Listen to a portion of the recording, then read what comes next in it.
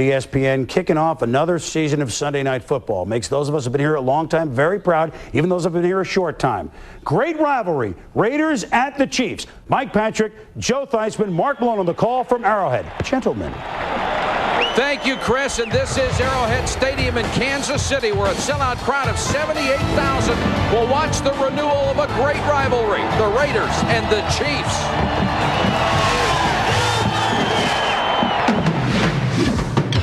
When the Chiefs played the Raiders, it was war. It was the time to dig as deep as you possibly could to find a way to beat these guys. You knew that later on that afternoon, when it was all over, you were going to be sore. And I always likened it to maybe two heavyweight fighters. This rivalry was built on games of extreme consequence, and tonight is no different. The Raiders scuffled through the first half of the season at 4-4 and now must pull together to make that promised playoff run. The Chiefs still think Super Bowl title, yet still seek the consistency that marks all championship teams. Old rivals with the same old goals in what promises to be the same old war.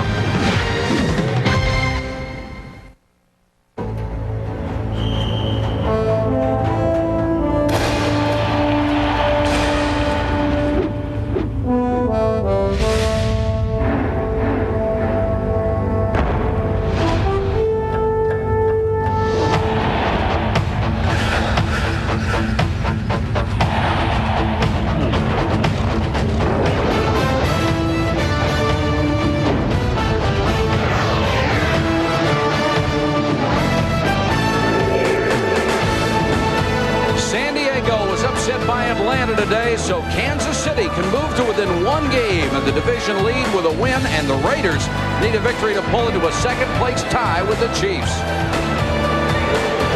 Good evening, everybody. Mike Patrick along with Joe Theismann. It's great to have you with us for our 8th year of Sunday Night NFL on ESPN, and we started off with classic rivals. Joe, a lot of people thought that the Raiders would end up in the Super Bowl this year, but they have had to scratch and claw just to get back to 500 after that awful start and more than their share of controversy. The good news is Art Shell says now he has a really good feeling about this team. Well, Mike, you bring up an interesting point. Everybody felt that the Raiders could be a Super Bowl team if they could just find a running game. And through the first 6 weeks of the season, they've really struggled. But and now they finally have made a commitment to run the football the last couple of weeks. Harvey Williams has put together back-to-back 100-yard rushing games. And just this week, the former Chief has certainly done his share of taunting of his old teammates. The Raiders and the Chiefs have always been great physical contests. That's exactly what I expect tonight in this one, Mike. And those are the kinds of games that have given the Chiefs trouble this year. They started 3-0. They look like the class of the conference, but they have been wildly inconsistent. They're coming off a terrible beating at the hands of Buffalo. They are 5-3, but it looks like a shaky 5-3. Well, coaches always get a feel for their football teams right about this time. And Marty Schottenheimer's got to be thrilled with the production that he's getting out of Joe Montana and Marcus Allen. But when he looks at his defense, he's got to feel like there's 3 areas of problems. First of all, they've been inconsistent in the secondary. Secondly, giving up way too many big plays. Thirdly, they can't stop the run, particularly in the nickel. Now, Marty has had a great run against the Raiders in his tenure as head coach of the Chiefs. And the way they've done it, Mike, is they've done it with great physical football on the defensive side, and they've created turnovers. Sounds like that's the formula they're going to need tonight if they hope to beat the Raiders. Absolutely. And one of the additions to our coverage this year will come from the sideline. Mark Malone is going to have something special for us each week. Mark, it's wonderful to have you with us. Well, thanks, Mike. It's great to be part of this NFL Sunday night team. You know, the game of football continues to become more and more specialized, and so too does our coverage. I'm going to spend most of the night tonight focusing with an ISO camera on one player who should have an impact on this game. We call it the Sunday Night Spotlight. And in the spotlight tonight is Chiefs linebacker Derek Thomas. You see him in a replay when he makes a sack, and we're going to take that a step further. We're going to show you his hands and his feet, the technique he uses against the pass and the run, and how the Raiders are going to try to keep him in check. And we'll put that together in a little video report card, and we'll present it to you quarterly so you can see what kind of an influence Derek Thomas has on this game. Mike? All right, thank you, Mark. And Derek Thomas is certainly one of the reasons that Marty Schottenheimer has had such great success against the Raiders and is perfect here at Arrowhead. Art Shell has never left this stadium with a win as a head coach. Overall, 2-7 against the Chiefs since taking over the reins of the Los Angeles Raiders. These teams have been playing each other since 1960. The Raiders with a slight lead in the series, but the Chiefs have won 9 of the last 11 ball games. And tonight, wearing the throwback uniforms from 1963, the Raiders will get the ball as we start. Lynn Elliott to kick it off to Ismail and Wright. There is Ismail, number 8 in the AFC, in kickoff returns. From the 5, the rocket across the 25 to about the 26. The Raider offense, Jeff Hostetler threw for over 3,000 yards last year. He's on target to do it again. The Raiders wanted a leader, and they got it. Harvey Williams has given them something they haven't had in a long time, a ground game, back-to-back 100-yard games. Steve Wisniewski, a combination of size and strength that's made him the anchor of the offensive line. He's been voted to 4 straight Pro Bowls. Beautiful atmosphere here at Arrowhead Stadium with a sellout crowd and 2 teams that go for the throat. Williams and Rathman behind Hostetler. Play action. Hostetler goes for everything on the first play, and White with the interception. The former Detroit Lion picks it off, intended for Tim Brown at the 25, but double coverage, and William White gets his 2nd interception of the season. The Los Angeles Raiders had a good idea. Everybody's been talking about running the football, running the football. They come out with play action, but you got to see the safety. Hostetler makes the fake. Tim Brown runs a little out and up. Okay, he's got Mark Collins, but what about the safety coming from the right? Jeff Hostetler has missed all his long passes this year high, but there's the heat from Neil Smith. You got to let the QB know you're in the area. For Haas, the 10th interception as opposed to 11 touchdown passes in Montana will go to work. Play action to Allen. Throws underneath and completes to Derek Walker, his tight end. Let's take a look at that Chief unit. Montana, at the ripe old age of 38, has already had 4 300-yard games. He's on a pace to throw for over 4,000, which would be a career best.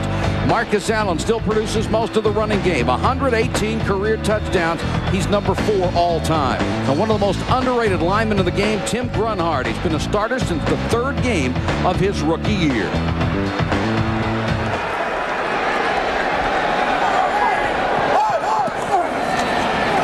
Allen on the toss behind Kimball Anders. Cuts it back, gets it up to the 39-yard line. On defense for the Raiders, Chester McLaughlin has overcome injuries and is now on the verge of stardom. 5 sacks coming from the inside. For the first time in their history, the Raiders used their first draft choice for a linebacker. Rob Fredrickson plays the left outside on a unit that needed help. And Pro Bowler Terry McDaniel has been the AFC Defensive Player of the Week twice this year and matched a career-high 5 interceptions. Heat on Montana. And he chucks it into the bench area. There is a flag down. Joe using that hard count. He feels like the Raiders are coming. They go hard count. All of a sudden you get them. Don't forget, you only have to get them into the neutral zone, and that's the width of the football. They do not have to cross over to the other side of the line of scrimmage. Offsides. Defense, number 91. 5-yard penalty. Repeat the down. First down. Art Shell told us last night, Mike, the one thing that's killed his ball club all year has been turnovers. That's been his biggest concern. It's been his biggest concern in the games against the Kansas City Chiefs. They started out first pass, interception. And these are the 2 most penalized teams in the NFL. That interception, by the way, the first in 23 quarters for Kansas City's defense, which lives by the turnover. On 1st and 5, Montana. Marcus Allen in the flat, and he's immediately planted as soon as he touched the ball by Winston Moss. Pass is complete to Marcus Allen. Protecting the middle the way Joe Montana handles the offense is essential. Tim Grunhard, the center, number 61, on Chester McLaughlin, number 91. And he is a big load. He could be one of the top 5 tackles in football, Mike. Marcus Allen and Winston Moss taking them down. Don't let them run after they catch the football. 2nd and 4. Marcus. Dances through a hole. Winston Moss had it by the ankles. He'll pick up maybe one. I think right now is when Montana is most dangerous. The style of this offense gives him 5 receivers to throw the football to, Mike. Usually you defend a back, maybe a tight end. Don't worry about the wideouts on 3rd and 2. But if you're a Kansas City Chief offense, you can spread it out all the way across the board. You know, right now, 38 doesn't sound very old for Montana after George Foreman last night. Marcus Allen, a flanker to the near side. Montana looks to the far side, under pressure, and down he goes. Sacked at the 38, Chester McLaughlin. Art Shell just couldn't say enough about this guy. He already thinks he is in the elite of defensive tackles among the NFL players, and his potential is unlimited. I think he's the kind of a defensive lineman, like a Reggie White. You cannot block him one-on-one. You have to give your center guards help. He's just too quick and too powerful. Aguiar will kick to Tim Brown, who was 4th in the conference, averaging only 12 yards a return. Beautiful punt by Aguiar. Drives Brown all the way back to the 9-yard line. Up the sideline and out of bounds past the 20. 51-yard punt, but a 14-yard return. We'll be back to Kansas City after this. ESPN Sunday Night NFL is brought to you by Cadillac and your Cadillac dealer, creating a higher standard. By Pep Boys. For quality parts, accessories, and service, come to Pep Boys, America's Automotive Supercenter. And by McDonald's. What you want is what you get at McDonald's today. Early first quarter here in Kansas City, 11:36 to go. No score. First time the Raiders had it. First play, interception. Derek Thomas, the focal point of Kansas City's defense, along with Neil Smith, and the Raiders will try to protect their quarterback from those guys. Harvey Williams, ouch, at the 25. Harry Simeon drilled him. All-Pro Neil Smith, playing with a surgically repaired thumb, still leads the line in tackles and has 5.5 sacks. Derek Thomas has 6 sacks, enjoying another All-Pro year at linebacker after last year's failed experiment at defensive end. And Dale Carter's dedication to the game may finally be approaching his physical talent. Marcus Allen calls him the best athlete he ever played with.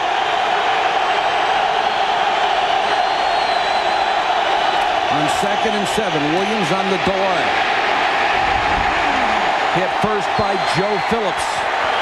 Like Marcus Allen the year before. And here's some pushing and shoving after the play. Harvey Williams comes back in a payback game. He wants it in the worst way. He wants it in the worst way, and he said a lot of things. He's made comments about feeling like Marty didn't want him to succeed. He's talked about it in the press. Neil Smith said, he told us the other day, he said, listen, this is not a good game. We're not feeling real good about ourselves, and Harvey should learn to shut up because we're not real happy and we want to take it out on somebody.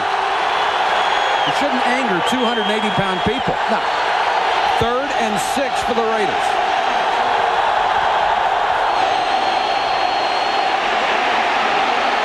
Hostetler trapped and throws it right into the hands of Mickle. Darren Mickle, the defensive end of the 19. There is a flag down, and the officials are indicating that the play was dead before the pick. This will be interesting to sort out. And Dick Hantak will do it.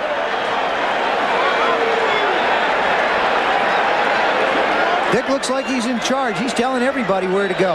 I like those caps. I don't. They ought to keep those. There's no play. False start prior to the snap on the offense. 5-yard penalty, still 3rd down. So that means there was no play. Yeah, but I want to tell you something. There may show on the game sheet that there's no play, but Jeff Hostetler made a really stupid bonehead play. If you want to throw the ball away, throw it out of bounds. Don't throw it at a big defensive lineman. That was an awful decision. It would have been his 2nd interception in as many possessions. But, I mean, he's made 2 bad decisions. Watch this as he's running around. Skrepenek on the right side, number 78, slides, so the play should be blown dead. But I don't see an official jump. Here comes the official. Good job. Good job by the official coming in. Good call. Boy, and Darren Mickle says thanks very much. Hey, you know, every now and then you go pick a cherry and falls off a tree right in his lap. But bad decision by Jeff.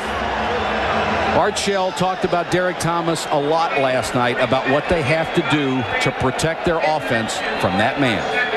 He puts Derek Thomas in the category of a Bruce Smith, you have to double team him. A Neil Smith, you have to double team him. Junior Seau, you have to double team him. So every time Derek is going to commit himself to rush Jeff, you're going to either see a tight end chipping on him, which means they're going to try and get just a piece of him, or the fullback or a running back. He will not be blocked by one person, and he will not be blocked alone by a running back. They were resetting the game clock because that play did not count, so the time should not have run off. 3rd and 11 after the penalty. And boy, it is loud in here. Thomas. Still after Hostetler. Got him the second time. Fumble, but out of bounds. Very close to the first down marker where Hostetler went down. They will not give him the extra yardage on the fumble. We just saw vintage Derek Thomas. Derek told me that this offseason he studied Lawrence Taylor's relentless nature. Now, a year ago, he might have quit. Right there, he would have said, oh, I can't make the play. But this is a new Derek Thomas. And Jeff Hostetler is not thrilled about the new Derek Thomas. The old one was a problem. The new one's going to be a bigger problem. So Gossett will come on to kick to Danon Hughes. Gossett with the best average in the AFC, 3rd in the NFL. Mike, there was a classic case on Derek's pass rush where they tried to block him with one big offensive lineman. And he's just too quick. He's too quick. They went against what they wanted to do. Nice high floating kick. Hughes backs up to the 25 and gets 1 yard out of it. Good coverage by special teams. 45-yard punt. Aaron Wallace makes the tackle, and Derek Thomas causing havoc in the backfield already. 0-0 first quarter. We said injuries might have an impact tonight. John Alt playing with a bad back, and it's already showing, Joe. And it showed up on the last play, Mike. John Alt tried to block Chester McLaughlin on the sack. Now here he comes off the left side. Alt's the left tackle in good position there, gets the hands out, but right now, stop. As you see it, you see how his rear end here should be over here under his body. He's going to get thrown away, and that's the problem. He couldn't get himself under. His back was too stiff. Chiefs have the ball for the second time, now from their own 26. Montana in the flat to Allen. Shakes the tackler, dives forward. And just got back to about the line of scrimmage. Eddie Anderson up from the safety spot to make the stop. John Alt on Friday, his back bothered him a little bit more. Here he sets again on McLaughlin. This is becoming a mismatch. He just can't move. He's going to have to make better contact, or I wouldn't be surprised if he's not out of that lineup in a hurry. Alt even talked about retirement in the last few days because he says he wants to be able to live the rest of his life. Marcus, nice cut to get free, and Marcus Allen dives to the 39-yard line. It's a first down. We're going to show you a view from our ESPN goalpost cam so you get a chance to see the patience in the eyes of a Marcus Allen. It's out to the right, the power side of the line. He sets it up, and he just continues to slide outside. Turns upfield and always finishes forward. A Marcus Allen trademark. He's approaching 10,000 yards, a mark only 8 other players in the history of this game have reached.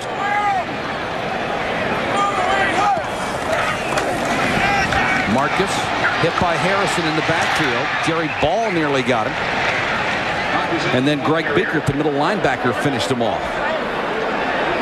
Well, there's some intensity on defense out here, isn't there? Yes. It's 2nd and 9. Marcus, of course, had his own axe to grind a year ago coming over from the Raiders. And played very well against his former teammates. It still means a lot to him. Al Davis, the man who eventually let him go. Allen Allen again, hitting the backfield again, and Beaker makes his second consecutive stop, and we've got some more pushing and shoving after it. There is absolutely no love loss here, particularly between the guys that have changed uniforms in the halfback position. Harvey Williams and there Marcus Allen. I talked to Marcus in the locker room yesterday, and I said, now tell me, how do you feel about the Raiders? Is it special? He says, well, publicly I wouldn't say it is, but I want to tell you something. It is special, and it'll always be special. And just so people think you didn't betray a confidence, he went on to say it publicly. 3rd and 9. Montana airs one out, some contact downfield, no flag intended for Davis. Covered like a blanket by Terry McDaniel. I tell you, that's a great move by the Raiders defensively. That time they brought 3 people from the right side to put pressure on Joe and force him to try and throw the ball long. You try and throw the ball up against these corners, not good things are happening. See everybody coming from the right side, and it allows the big guy in the middle to get to him. Joe can't set his feet, therefore he can't make the good throw down the field. Aguiar will punt to Brown. Sky high. Brown signals fair catch, makes it at the 26. Only 34 yards, but no chance of any return. We are still scoreless. First quarter. John Alt being attended to by the Kansas City training staff on the sideline. The Pro Bowl left tackle with the back problems. Appear to be working on his ankle now. 17, Everybody's looking at pictures now. Chester McLaughlin. Hard to turn the pages with those big gloves, though. You know, Mike? I mean, if you point a finger at that thing, his finger's so big it like covers the whole side of a line. Who's he going to point to? Probably pointing to the guy with the ball. Says, I got him. I got him. He's mine.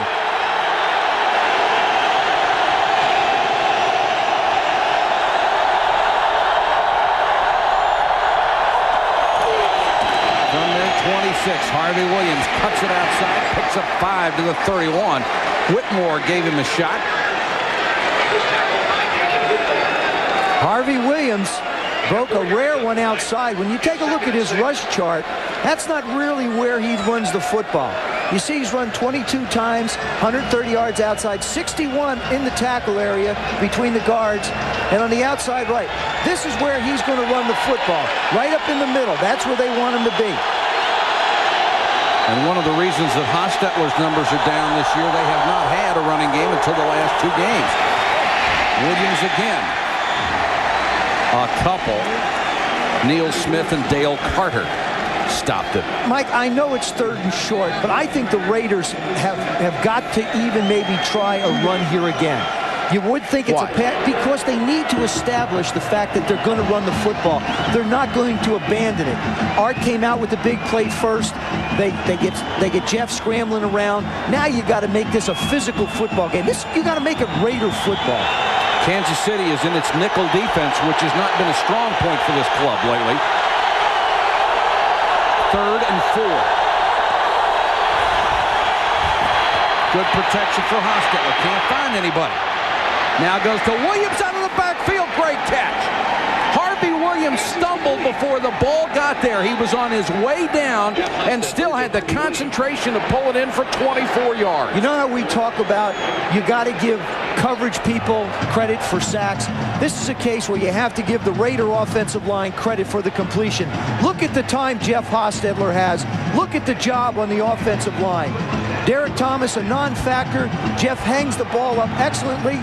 Even though Harvey was losing his footing, he still made the catch. Pretty throw and a great catch by Harvey Williams.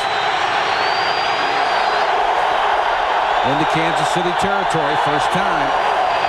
Play action. Hostetler under pressure. Mickle from behind gets the sack. His 4th of the year for Darren Mickle. The youngster who came out early was a supplemental draft choice and has tremendous raw talent. Mickle gets the sack, but Neil Smith makes this play happen. On Skrepanek, he doesn't get fooled by the play-action fake. He holds the position outside, does not allow Jeff to scramble outside of him. Therefore, Mickle comes from behind to make the play. After the sack, 2nd and 14.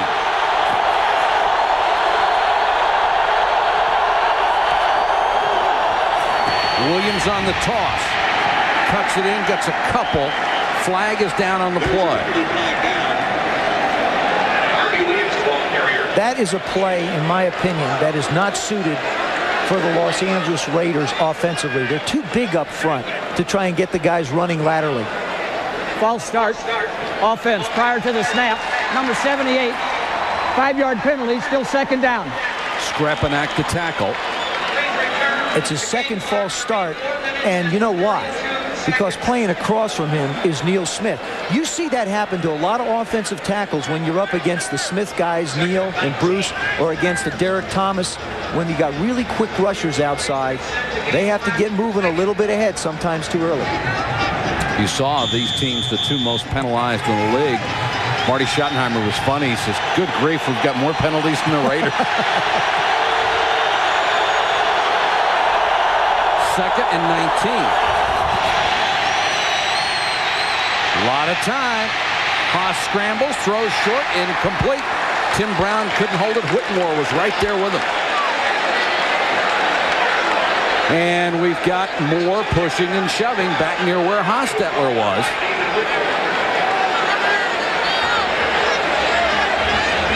Neil Smith in his second confrontation so far. That time with Kevin Gogan. You know, we talked about the offensive lineman getting help. Derek Thomas coming from the left side. Robert Jenkins does a good job, but there's Harvey Williams. He's not going to do anything but annoy him and maybe grab him on occasion. But that time he did both. Third and 19. Thomas lines up at right end. Draw play. Williams gets to the 46-yard line. So it will be 4th and about 13. Mickle made the stop. And nickel defense that the Kansas City Chiefs play has been a problem for them. People have rushed for almost 10 yards a carry on them. So if they can get through the night matched up with the Raider nickel and not give up a lot of yards, they'll have to feel that they've improved in that area. It was a very conservative call, but you can understand why. You sort of get the feeling first team to 14 points may win this. This game's settling into a field position game. Hughes waits at his 10. Gossett goes for the corner and doesn't get it. Punt of 46 yards, but they'll bring it out to the 20, a net of only 26. Mark Collins and Tim Brown. We'll see a lot of that. 3:15 to go. First quarter. James Trapp, backup defensive back for the Raiders, was flagged for 15 yards for a face mask penalty on that punt. And you go down and cover kicks. He's trying to get away from Mincy, and he just grabs his face mask, and they got him. Well, that's just a silly mistake. Well, you know, the 15 yards for that. In this kind of a game, too, Mike, you know that they're going to be looking for anything that has anything to resemble an infraction. Absolutely. So Kansas City gets a break on field position. They'll start from their own 35 instead of the 20. Well, that was a bad exchange of yardage. Line of scrimmage from the punt was just outside the 45. So really they net 10 yards on the punt. Right. Neither team has been able to do much of anything on offense. I think Max Montoya came back for another season, was so thrilled with what he thought the Raiders could do this year, wanted to be a part of it again this year. Greg Hill, the rookie from Texas A&M, in for the first time. He'll get the call and takes it out to about the 38-yard line. His blocking back, another rookie, Donnell Bennett.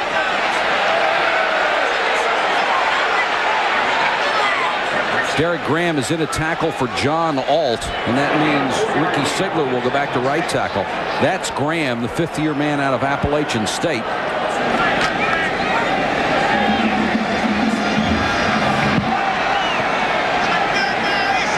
Second and 6.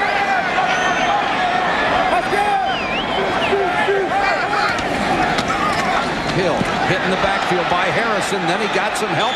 Winston Moss on the tackle.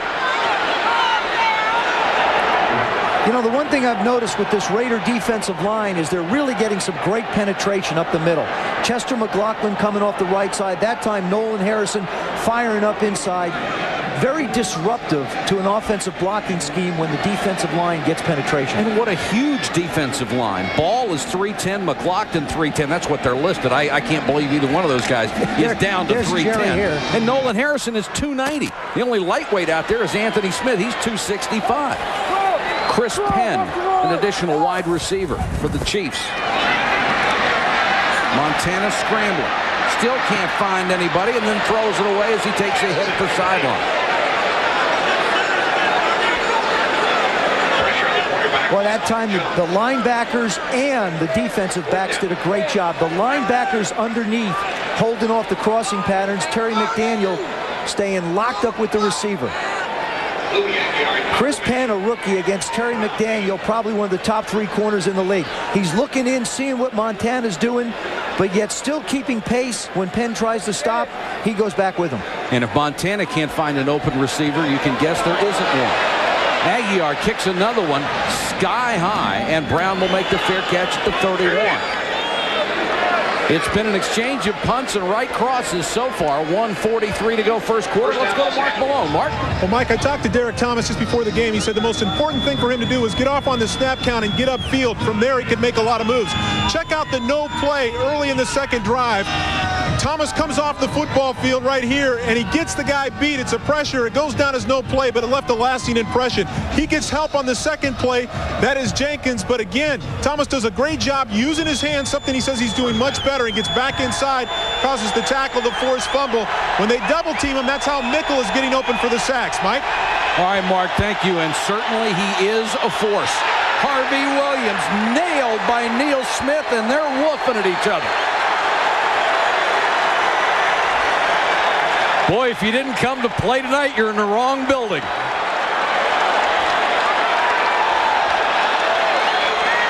They set it up for Neil Smith to go hard inside on Skrepnik, and that's exactly what he does. He's set, he's down. Tight end doesn't stand a chance to try and make a block. Jamie Williams did not stand a chance. Holy cow, are these people coming after each other? 2nd and 10 after no gain, and the Raiders want a timeout.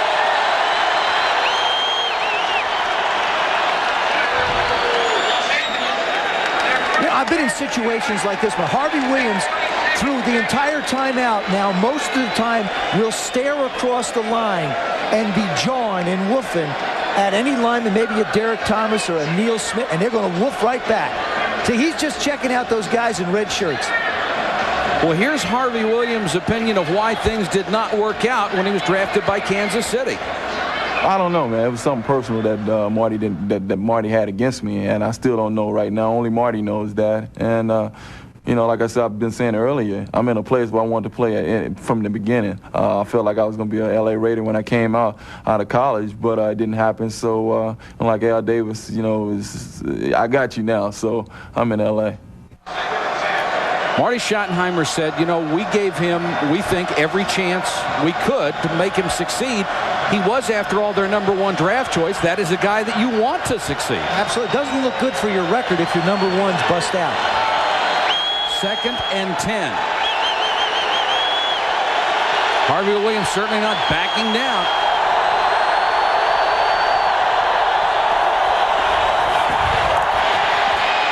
Hostetler in the flat. Rathman cartwheels to a first down, and Mark Collins was the man who hit him, and Collins is hurt.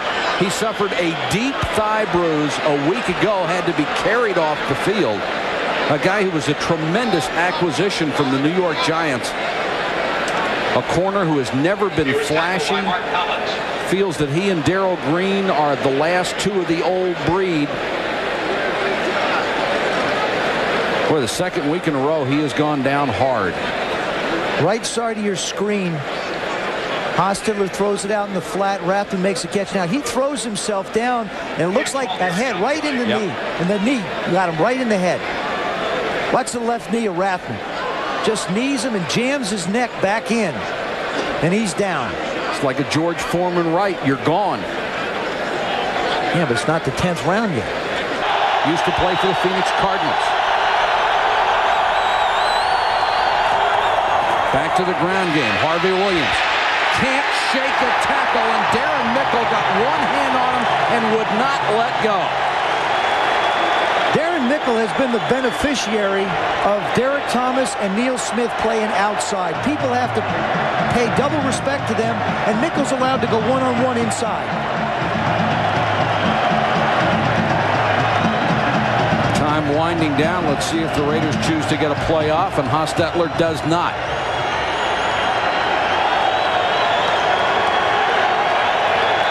And that is going to end a hard-hitting, scoreless first quarter in Kansas City. We'll be back in a moment. For everybody, Mark Collins not seriously injured, although he did suffer a concussion, so his return tonight will be doubtful, but indicative of the kind of hitting we've had in the first quarter. Well, the Chiefs and Raiders get together, as Lenny Dawson and Ben Davidson said in the beginning. It's going to be a war, and that's what it's boiled down to. With the Chiefs losing today, or excuse me, with the Chargers losing today, the game takes on significance because everybody gets to move up a notch on them, and of course the teams have got games against the Chargers, so it makes it more and more important. The Raiders have rushed for only 24 yards, the longest run of the game by Hostetler, 7 yards. And overthrows this one, intended for Glover, his tight end, but he had double coverage out there. Whitmore was in front of him, and behind him the linebacker, George Jamison. Hostetler now only 2 out of 5, 36 yards, and 1 pick. The offensive numbers do not look good on either side.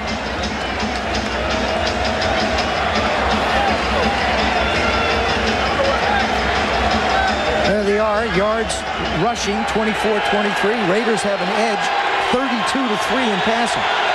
3 in a quarter from Joe Montana. 3rd and 9. Hostetler dumps it for Timmy Brown, and he dives for the first down at the 45-yard line. Gain of 11. Tim Brown had the best year last year of any receiver in Raiders history, and that is a mouthful. 80 catches, 1,180 yards. He's on pace to do better than that this year. Tim Brown working on Dale Carter. Now Carter's in the zone, so he lets him go inside. Now Brown sees the soft spot. He sees Jeff in trouble, settles down where he can make a play and knows exactly how far he has to get for the first down. Second time the Raiders have been in Kansas City territory. Marcus Allen. Thomas made the tackle at the 41-yard line. Excuse me, Harvey Williams, excuse me. Switch jerseys quick. Yeah, that's right. Nice job by the offensive line of the Raiders. Just all they do is get in front of the Chiefs' defensive people and allow Harvey to pick a lane or a crease to go through.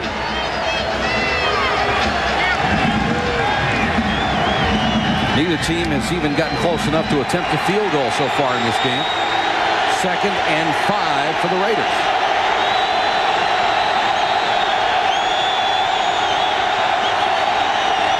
Williams on the toss behind Rathman. And upended as he got inside the 40-yard line. Dale Carter and White came up from the secondary. I still don't like that play selection. It's tough to run laterally on the Kansas City Chiefs. Jeff Hostetler likes to work in a specific area. There's the 15-yard area, and look at the amount of passes he throws. And right about here is where Tim Brown made the catch for the first down before. So that gives you an idea of what the Haas is looking for, and really, people have defended that outside speed and allowed him to work in the middle. Very meager numbers. Deep. 3rd and 3.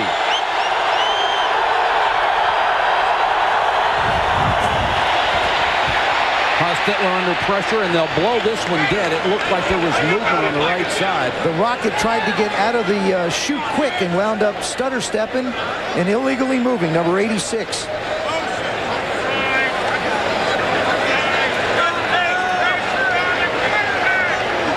False start prior to the snap. Number 86 on the offense. 5-yard penalty, still 3rd down. Well, the Rocket had ignition 1 second early. Well, that changes play calling for Art Shell and his staff, because at 3rd and 3, you really got the defense playing defense. At 3rd and 9, you've got no choice basically now but to put the ball in the air. Ball spotted just outside the 43-yard line. 3rd and 9 in a scoreless first half. I think in this kind of a case, you have to spy Jeff Hostetler too. You have to sign somebody on defense to get in Jeff's face in a hurry if he does break the pocket. He is the 2nd leading rusher for the ball club. And what better person to possibly be a spy than Derek Thomas?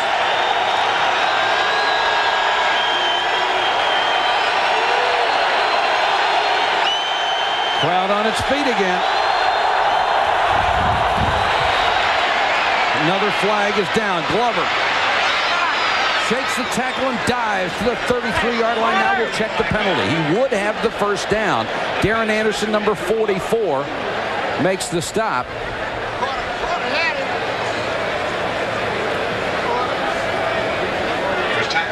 Offside against the Chiefs. So the play will stand. They gain 10. Defense, number 58, line up in the neutral zone. Penalty is declined. First down. Well, the spy was a little too visible that time. Well, you know, it's interesting. Andrew Glover really had a choice to either go play professional basketball or professional football. He still has aspirations to go play hoop at some point. That time he showed some great feet in dodging Dale Carter and picking up the first down. First and 10 Raiders, the deepest penetration of the game. Play action. Hostetler to Rathman at the sideline down near the 25-yard line. Jay Taylor on the coverage.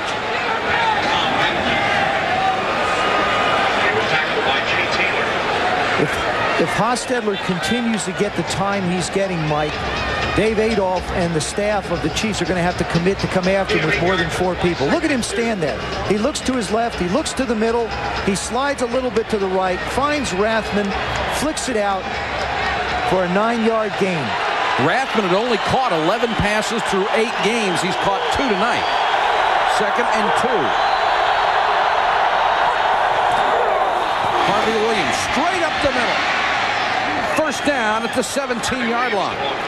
William White, the safety, had to make the tackle.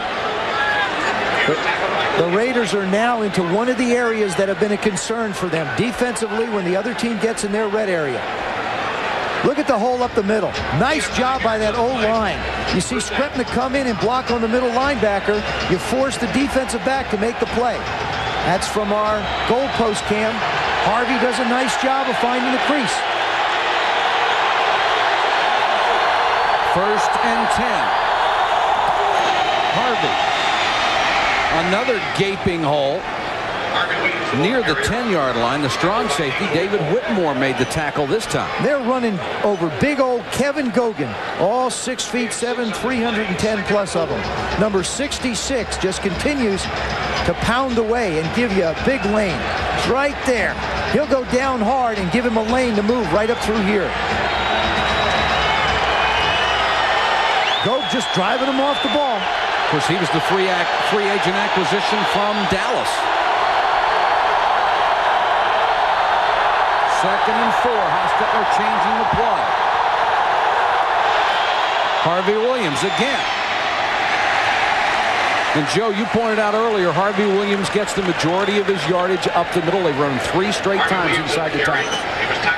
I think it's great for a little back to be able to do that. We see with Emmitt Smith, Thurman Thomas. If you really look at their run charts, I think you'll see exactly the same thing. You can hide the little guys, get them through the creases quick, and that's where the holes open up the quickest.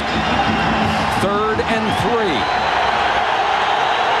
It's already been a 12-play drive that's taken nearly 7 minutes off the first half clock. Hostetler again with time. Incomplete at the 6-yard line. Intended for Brown, and good coverage by Charles Mincy. And this will force the field goal. Defense does a good job of tying up all the receivers. That's one of the problems, Mike, when you have speed on the offensive side of the ball. When you get down closer to the goal line, it negates all the speed you have.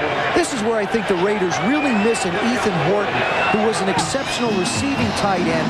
Andrew Glover could become that, but he's still young. Jager with a 28-yard attempt. He's 9 out of 12 this year. Very consistent, reliable kicker. Bad snap. They get the ball down, and Jager puts it through. Are you kidding me? There's a flag down on the play.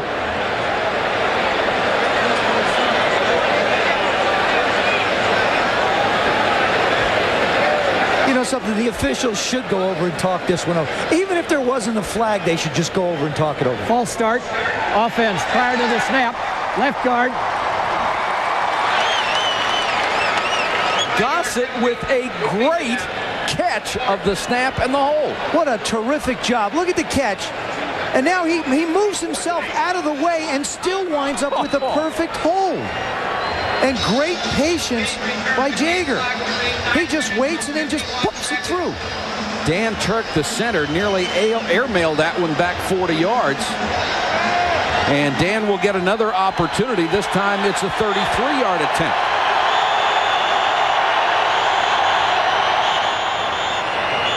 Time is called.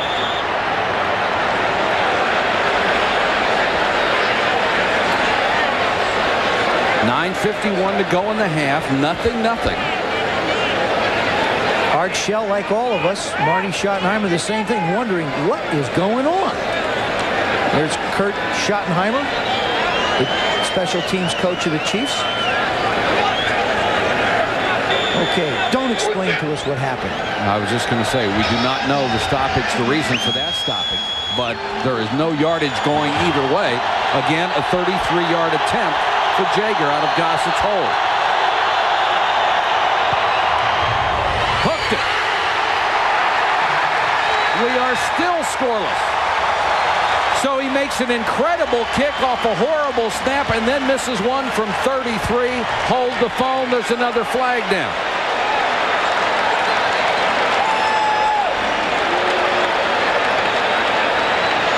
Boy, and Jaeger is really hot.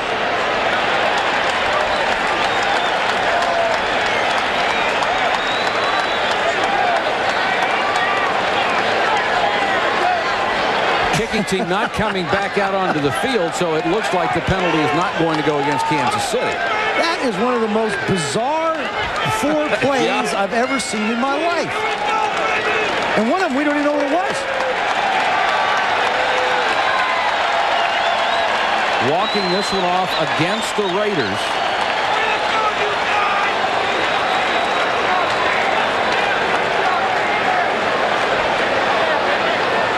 Well, everybody's walked over to Kevin Gogan. So quite possibly it had to be a personal foul. That's what I'm assuming. We still haven't heard anything.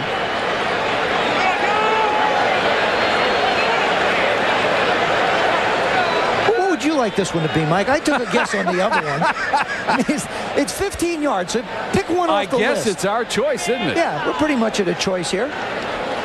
You can write in at home. Tell us what you'd like it to be. Dick. Well, regardless, they're going to spot the ball up around the 39-yard line, and Kansas City will have it. I know this.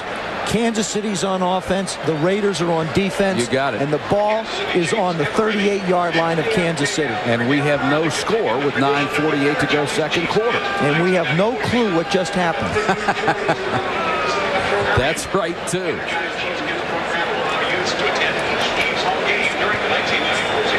I wonder if Dick has like one of those beepers where we could like call him and say, I don't think so. You know, could you let us know what's going on? Hope you'll be with us for NFL Game Day. That's next Sunday. It's a special time, remember, 11:45 Eastern. Chris Berman, Tom Jackson, Chris Mortensen, and Phil Simms with the most comprehensive pregame show in the NFL. Then at 7 o'clock prime time, all the highlights of all the games. And then at 8, Joe and I will be at the Silverdome in Detroit as the Lions host the Tampa Bay Buccaneers.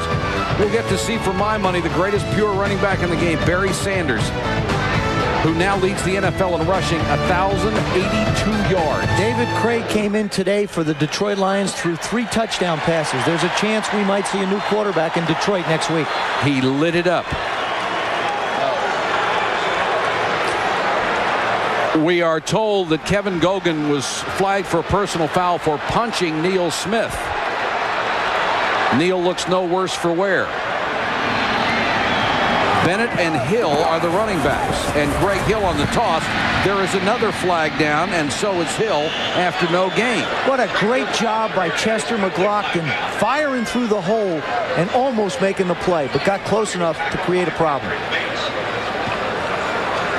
Offside. Defense, number 99, lined up in the neutral zone. 5-yard penalty. Repeat the down. That's Winston Moss. Let's go back to the personal foul play, the 15-yarder that moved the ball out to the 38. Here's Gogan. Getting woofed at, bumped by Neil Smith, and then pushes him. And as usual, when you retaliate, you get caught.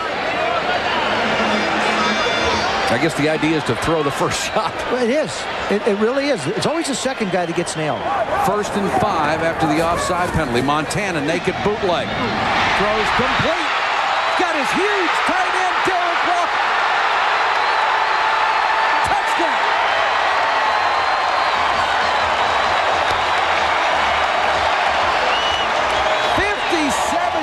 To Derek Walker.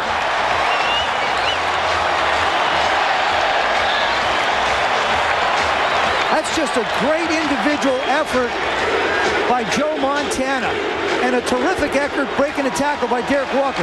Look at this. He's contained. Excellent job by Harrison outside. Walker reaches back. Now he breaks the tackle. Instead of trying to make the tackle, the defensive back went for swatting the ball, and he goes in for the 6. Lynn Elliott for the point after.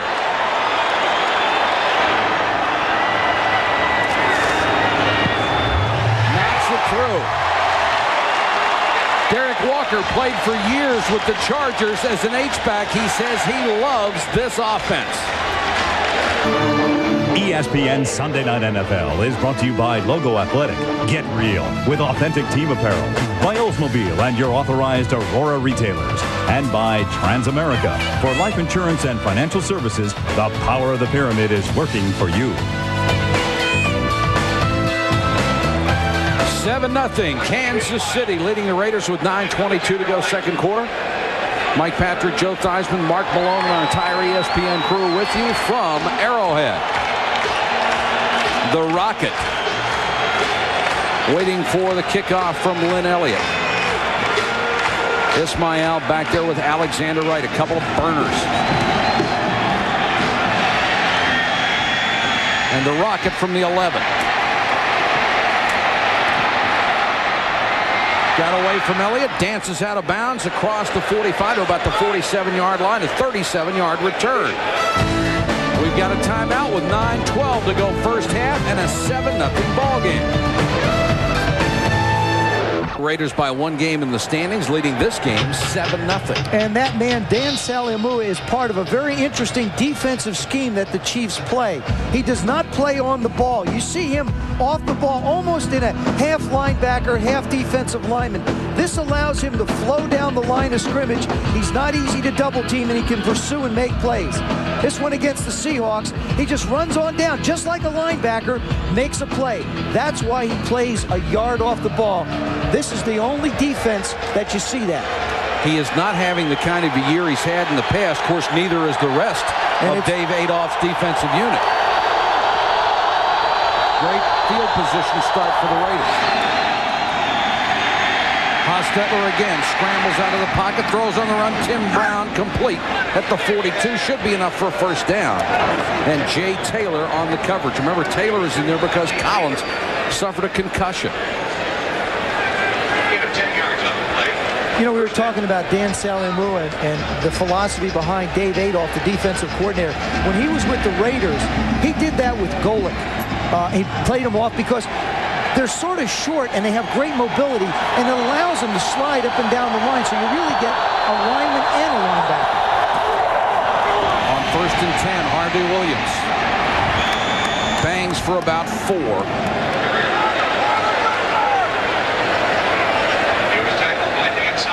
We showed you on film what it looks like. Now I'm going to show you. There he is. He's going to slide down here and make the hit and make the play.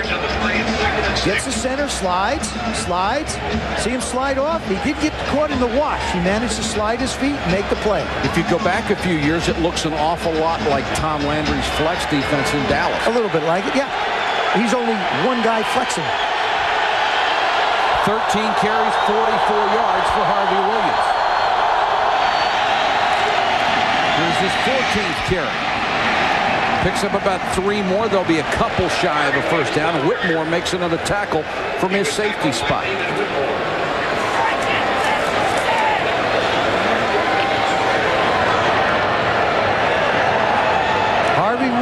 and Tim Brown.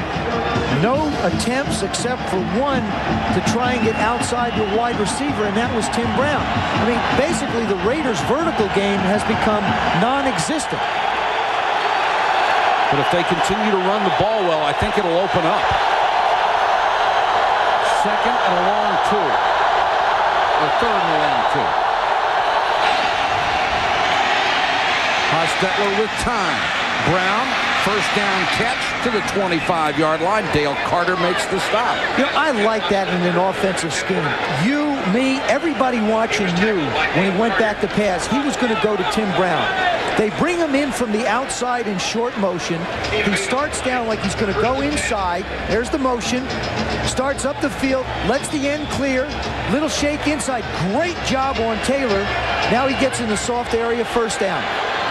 There's no doubt Jeff Hostetler's throwing to him. Focus, focus, fire. Hostetler is at 7 of 11, 84 yards. Looks to the end zone. Alexander Wright may have gotten away with a push-off, and that's what Dale Carter is beefing about. But no flag.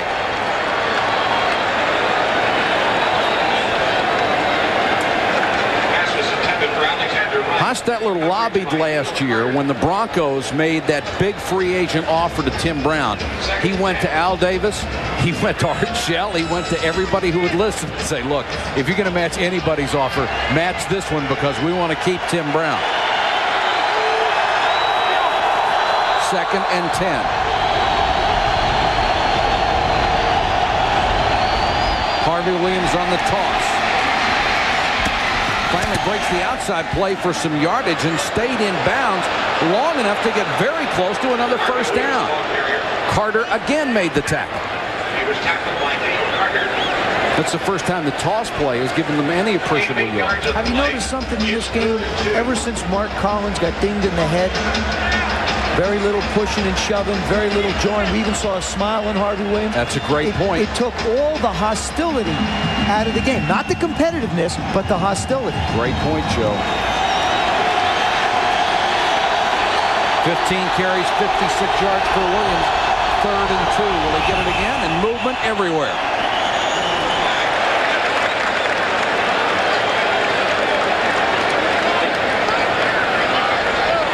Tracy Simeon and Hostetler woofing at each other.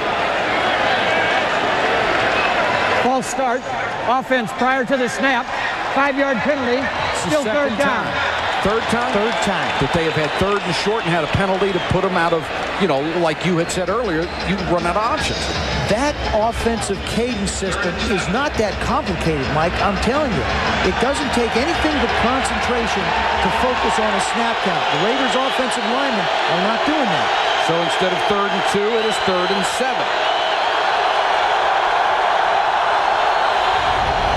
Blitz. Hostetler hangs in there and throws incomplete, intended for Glover. He was covered by Mincy. There's another flag down. And the Chiefs indicating it is against the Raiders. That is going to be on Robert Jenkins, the left tackle, on Derek Thomas. Thomas starts hard up outside, comes inside. Jenkins has nothing to do but to tackle and grab it. The interesting choice here, it would be 4th down and 7. Do you let them kick the field goal from here? Or do you take the yards and give them another third down shot? I think you take the yards and take your chances with your line, because you're going to have third down in 15 or 16. You take your chances here. Maybe you can stop them. Holding. Offense, number 64. 10-yard penalty. Repeat the down. Third down. Watch the left part of your here, actually right in front of you. Derek Thomas goes up hard. Robert Jenkins tries to stay with him, and then all he can do is grab him. Third and 17. Fans exhorting the defense. Big rush. Hostetler just got rid of it. Looked like the entire defensive line met at Jeff Hostetler. Third down and 15. They put their ears back, and they just come.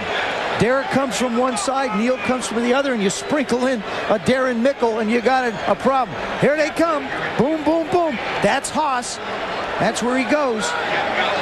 Off the ball hard. They try to run a little screen in the middle, but Jeff doesn't even have a chance to set it up. Officially, this is a 50-yard field goal attempt. Jager's got the leg to get it there. Got the distance, and it's through. So after hooking his first one, Jager comes through from 50, and the Raiders are on the board with 5:29 to go in the half. Line 5th in the AFC in kickoff returns at 24.2.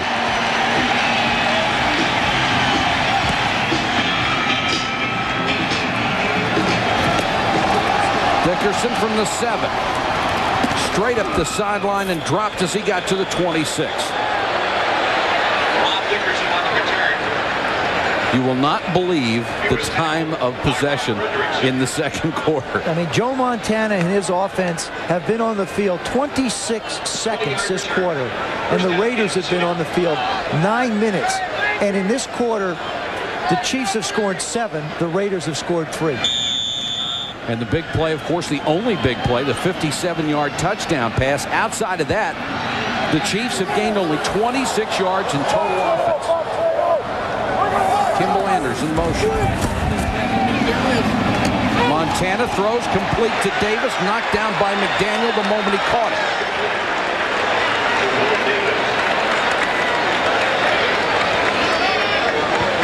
Joe Montana continuing to throw, and when you look at his record, when he throws touchdown passes, they're 13-1. When he does not throw a TD pass, they are 2-6. So basically, he's done his job tonight. Everybody else has got to start playing football. He's got one. Clock running with 4:48 to go in the half. Marcus Allen, not much, but enough for the first down at the 38-yard line. Great short yardage runner, always has been, especially around the goal line. Just has a great way of finishing. He turns his body. He knows exactly what he needs to do. Very smart, knows when to get out of bounds, when to stay in bounds. Still a great back. Hill is in there for him now on first down. And Hill will get the carry. Cuts it outside. Now, Chester McLaughlin showed you a little bit of his speed coming out from his tackle spot. He was knocked out of bounds by Bob Fredrickson. Although you would never call Joe Montana ordinary, here's a look at his seasonal averages in these different passing categories. 257 completions out of 405 throws. That's 63.4%, over 3,000 yards, with 21 touchdown passes and 11 interceptions. But this year with the Chiefs, Montana is on a pace to top those averages in every category. Super Joe's projected stats look like this. He shatters the norm in completions, attempts, and passing yards. As Marcus Allen gets close to another first down, there's a flag down. And back to Montana, he will also have small increases in completion percentage and touchdowns. The interceptions would also be up a little bit. Now we'll check out the flag. Those numbers on the right are incredible for a man who's 38 years old. I was kidding with him the other day. I said, "How's your arm?" He said, "It feels like new." Offense on number 84. The hole was beyond the line of scrimmage and behind the end of the run. So we penalized 10 yards from the spot of the foul. Repeat the down, second down. That's the wide receiver, Willie Davis. So I asked him, I said, "How's the arm?" He said, "It feels great." I said, "It should. It's all new." They've done completely repaired it, but he has no problems with his arm. Started out working in the whole offseason, working on the rest of his body, and physically, he feels great. Has had his ribs banged up this year, but that has nothing to do with condition. It would have bothered him before, but now he's worked on his chest, his stomach, his legs, made himself just physically stronger. Facing 2nd and 13 here after the penalty. And now we've got another discussion on the field. Now we're set to go 2nd and 13. Chiefs from their own 35. Movement on the offensive line, and it looked like Derek Graham, number 74, jumped a little early. Neither Art Shell nor Marty Schottenheimer can be happy with the penalties. Offense number 74 prior to the snap. 5 yards, still second down. Coach coaches really don't mind penalties as much when you're trying to do something, but making the mental errors like this drives them crazy. When you're making a play, when you're blocking or something like that, it's understandable. When you're standing still and you jump offside, that bothers them. So now it's 2nd and 18 after back-to-back penalties.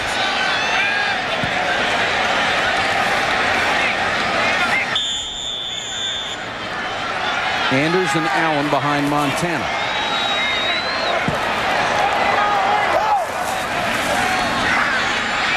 Screen, Kimball Anders.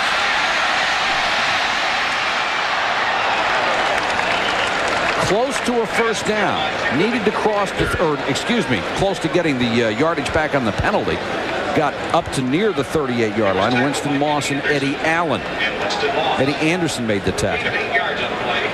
It's 3rd and 10.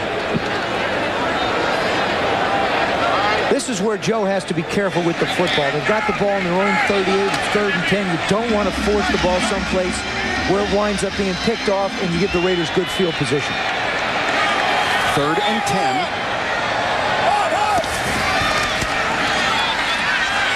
Time to throw. Now he's pressured and sacked. Fredrickson has him at the 30. There's also a flag down. The rookie from Michigan State. And that also looked like a coverage sack. Fredrickson, the first time the Raiders have ever taken a linebacker with their #1 draft choice.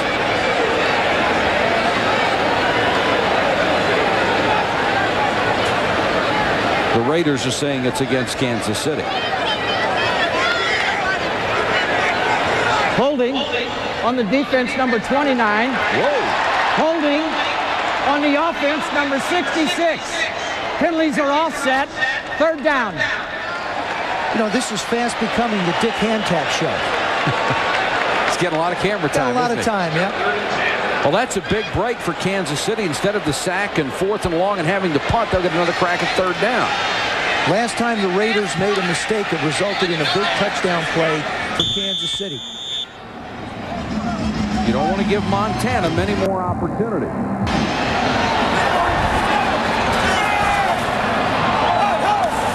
Here comes the blitz. Marcus Allen in the flight. Makes the first man miss, but the Raiders are there to cover it, and it will bring up a punt. Well, that's a great job by the defense of the Los Angeles Raiders. You blitz Joe Montana on 3rd down and 10.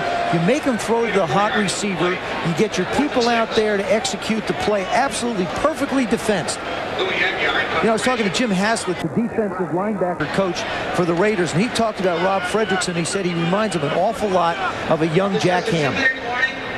High company. We've reached a 2-minute warning. The Chiefs over the Raiders 7-3, and they'll punt the ball away when we come back. Let's check in with Mark Malone. Well, Mike, if it seems that Derek Thomas has been a little bit silent, it's because he's been getting double-teamed on just about every play, especially a good job by Greg Skrepenick. Take a look at this play here. They try to work him inside on the stunt. Even when he goes inside, there are 2 blockers waiting for him. No chance at all. He goes back outside against Jenkins, who's filling in for Perry, and Jenkins falls for the inside move for the 2nd time in the game. I'll tell you what, he might have something going with Jenkins, Mike. And that's exactly what the Raiders don't want, Mark, and they've done a pretty good job on him since very early in the ballgame. Tim Brown waits at the 20 for the punt. Nice kick by Aguiar. Drives him back to the 13. Brown trying to find a lane, gets to the sideline, up to the 27. 13-yard return after a punt of 44. 1:49 to go in the half. 49 to go in the half. Let's check back with Mark Malone. Mark? Well, as we look at Derek Thomas, who's in the spotlight, here's some numbers to wrap up what's been happening to him. So far in passing situations, 9 times he's been double-teamed 7. The only time he wasn't double-teamed, 1 screen and 1 coverage. If he's getting that much attention, somebody else on that defensive line has got to free up and get to the quarterback. Mike? All right, thank you, Mark, and we'll keep an eye on Derek Thomas from your viewpoint. Now, with 1:49 to go in the half, the Raiders start from their own 27.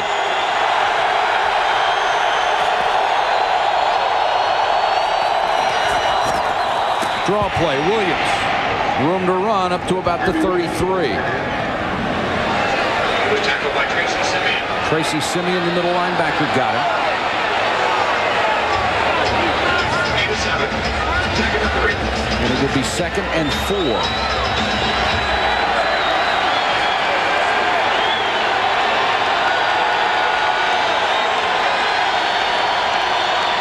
Harvey Williams again. He will not have the first down, I believe. Looks like they marked it just short. Dan Saliamoa on the tackle. And it will be the first down. They gave him a good spot. One set of chains moved, and now the Raiders want a timeout. They'll stop the clock with 1:08 to go. This is a 40-second timeout. Interesting, the Raiders' commitment here, Mike. They get the ball with about 1:49 to go in the half. You figure, well, they're going to throw the football. No, they come out, they run the eye, they run Harvey Williams right up the middle, get enough for a first down. Now, all Jeff needs is a couple of pass completions. He gets within Jager's field goal range. So, I mean, the Raiders have really made the commitment to run the football, and they're getting production out of it. Coming up at halftime, the fastest 3 minutes in television. Chris Berman with all the highlights. A preview of the Cowboy 49er matchup, which should be a beauty. And we'll be back to Arrowhead for a first half recap. Of course, people have been looking forward to that Cowboy 49er game, which occurs next Sunday for a long, long time. Appear to be the two premier teams in the NFC, and the 49ers getting healthy again, which is what they needed on that offensive line.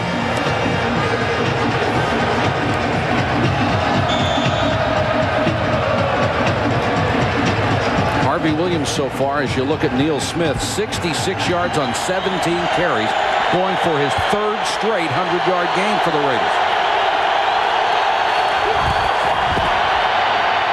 Hostetler with excellent protection, throws sideline, and Tim Brown had 1 foot go out from under him, and as he tried to make the cut to the sideline, they got that ball. Well, that's the one thing that happens, you know, interestingly enough, in night games, Mike.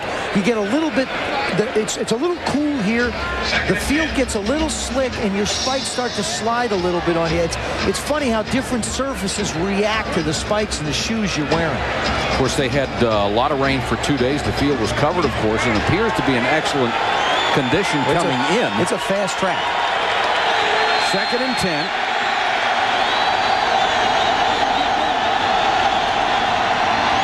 Draw play to Williams. Simeon stands him straight up along with Saliamoa as he just crossed the 40-yard line. Joe Phillips also in there.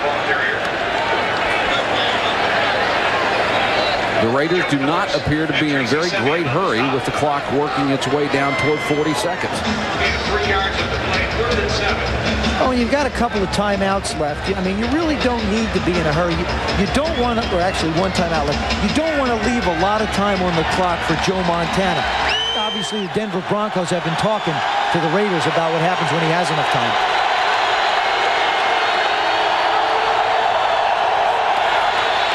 And they'll play it conservatively, give it to Harvey Williams on the ground. Darren Mickle makes the stop, and now Kansas City will use a timeout to stop the clock and at least force the punt. Timeout. Kansas City. Their first It's a little surprised that the Chiefs didn't use a timeout early. I'm surprised at the entire process after they called the second timeout. There was 1 minute and 49 seconds to go. They ran it down to 1 minute and 8 seconds. I thought then they would try to move the ball down the field. Obviously, they feel in control of the game, and they're going to wait and reload the second half. I'm surprised. The Raiders have controlled the football, but it's the Chiefs who had the only touchdown, and it was the quick strike to Walker, 57 yards as he caught the ball over the middle and romped in. That made it 7-0. Jager came back with his 2nd field goal attempt. He made this one officially now 51 yards to cut the lead to 7-3, and that's where we stand with 12 seconds to go in the half. Now Gossett on to punt. If you're Kansas City, do you come after this with 12 seconds left? No, because you're less than 5 yards for the first down. You take a chance, let them punt it down. And Kansas City had nobody back. They were afraid of the fake and also afraid maybe someone would muff it, and they didn't want to do that. And with time expired, a 54-yard punt. That's the end of the first half with our score. The Kansas City Chiefs 7, the Raiders 3. Now let's join Chris Berman for the Acura halftime report, as they try to pull within 1 game of the San Diego Chargers, who were upset this afternoon. The Raiders need a win to get even with the Chiefs in the tie for 2nd place. And Kansas City will get the ball as we start the third quarter. Jager to kick to Ron Dickerson. You know, it's interesting, Mike. The Raiders have got to find some points. The Chiefs have got to find some offense. Absolutely. Dickerson from the 10. Just got across the 20 and leans out to the 23-yard line. Let's get down to Mark Malone. Mark, what do you have? Well, Mike, as you mentioned, with the exception of the long touchdown pass from Montana, the Raiders have dominated both sides of the line of scrimmage. Marty Schottenheimer says, hey, we're playing one of the best defensive fronts in the league. We've got to do a better job. But it gets tougher because John Alt's back looks like it's acting up, and he might not be out here for the second half at all. Mike? All right, Mark, thank you. And that'd be a tough break for Kansas City because Alt, one of the mainstays on that big offensive line.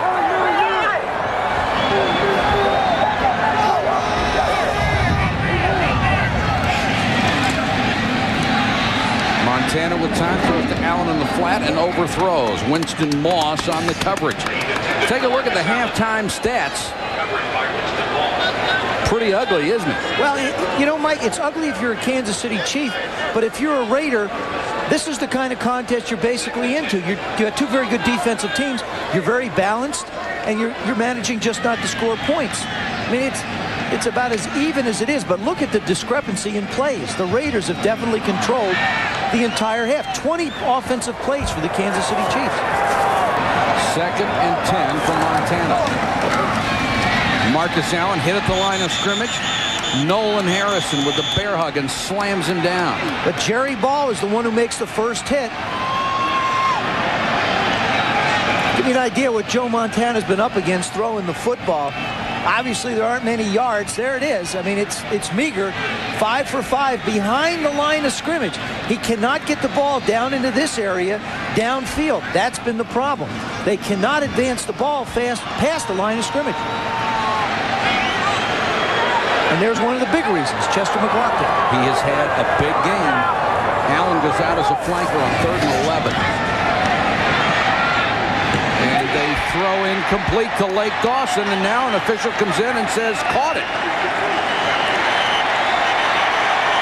And the Raiders are really upset. It's enough for a first down. Now overruled, and it's incomplete. Mixed signals from two different officials. But that's what they're supposed to do, is help each other. Well, if one doesn't have a good view, the other one has to come in and express himself and explain. The pass has been ruled incomplete. The ball hit the ground. 4th down. We have the advantage now of finding out which one of the officials is correct. Right top part of your screen. There's the throw. The ball is in. Now, did it squirt through his arms? That's got to be the question. He got his hands certainly under the ball, no doubt about it. Question is, did it squirt through at some point and wind up on the ground? With the incompletion, it's 4th and 11. And Tim Brown waits at his 40. Albert Lewis, one of the great kick blockers of all time, won't get to this one. Brown has to signal fair catch and makes it at the 45-yard line. Again, only a 34-yard punt from Aguiar, but no chance of a return. Hostetler talking to Fred Biletnikoff about what they want to do on offense in this series. Mike, let's talk a second about Albert Lewis. Here he is coming in from the outside. He starts up the field. Now he comes in trying to create a lane. But you'll see Marty Schottenheimer has so much respect for him. He keeps two people right there to make sure they know where he is. When the Chiefs come up to punt, Kurt Schottenheimer is going to have all of his guys point out where Albert Lewis is. That's how much respect he has for him as a kick blocker. And the fans again trying to cheer on the defense that's held the Raiders to a field goal. Hostetler for Brown and just overthrown by a stride. And again, good protection. Jeff Hostetler has had the opportunities to complete passes tonight where Joe Montana hasn't. He's just missed long on a couple of them. And watching Jeff all year, all of his deep passes have been missed long. And to me, that's a guy trying not to throw interceptions, but just trying to get completions or incompletes. He's only 7 out of 15 tonight for 84 yards and 1 pick. Harvey Williams running hard to midfield. Gain of 5. David Whitmore made the tackle and is down.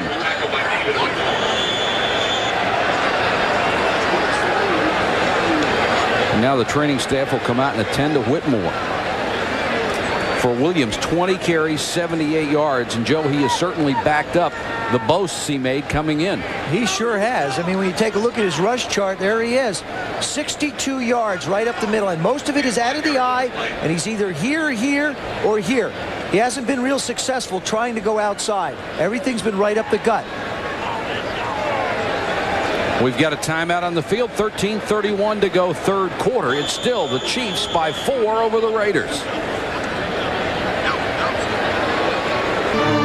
ESPN Sunday Night NFL is brought to you by American Honda, who has been making quality automobiles in America for the past 12 years. By Russell Athletic, for really tough athletic wear that can survive anything, get Russell Athletic. Get tough. And by Motel 6, for a clean, comfortable room at the lowest prices of any national chain. Stay at Motel 6. David Whitmore able to leave the field under his own power, but limping noticeably when he came out.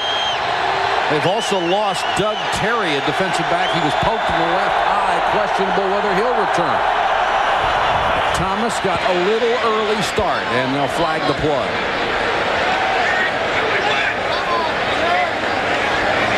Well, they've obviously gotten over the Mark Collins situation, and they're back to pushing and shoving.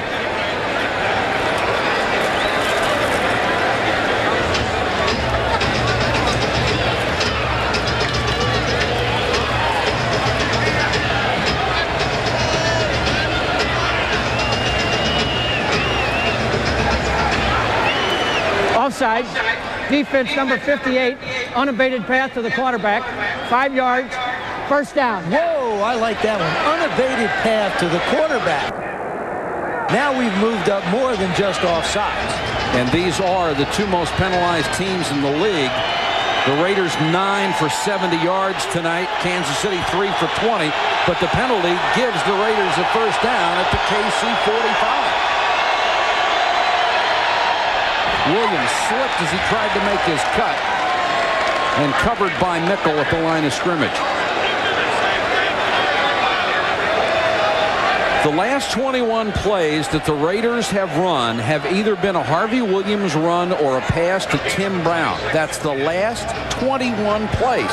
That is amazing with all the weapons that you see with the LA Raiders. Well, what happens is they make people defend the speed outside, and they really work inside the numbers, inside the hashes with the running game, inside the numbers with the pass game. 2nd and 10. Here comes the blitz. Hostetler hit and dropped by Thomas.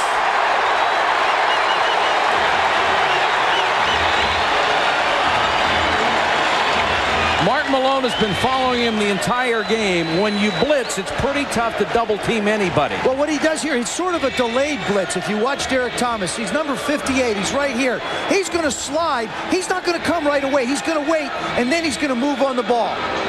See how he waits a little, he's spying Haas. Now he sees him make the move. That's where he's extremely effective in pass situations. Thomas said the difference at being at linebacker instead of defensive end, you have the element of surprise, and he used it on that one. And he just broke Art Still's career record, the all-time sack leader for the franchise. 3rd and long, Casey jumps again. Let's see if they were drawn off. I think that one's going to be on Robert Jenkins. You saw Neil Smith flinch a little, but no one moved. And the left tackle, Jenkins, came up just a hair quick because he's got to block Derek Thomas. Now the question will be with the new rule. The defensive player cannot induce the offensive man to move by coming into the neutral zone. False start. Offense prior to the snap. Number 64. 5-yard penalty. Still 3rd down. Mike, he can move as long as he doesn't get himself into the neutral zone. Derek Thomas, number 58, lower right part of your screen. He starts forward, but not to induce the offensive lineman to reduce himself and produce a penalty. I don't know. 3rd and 21.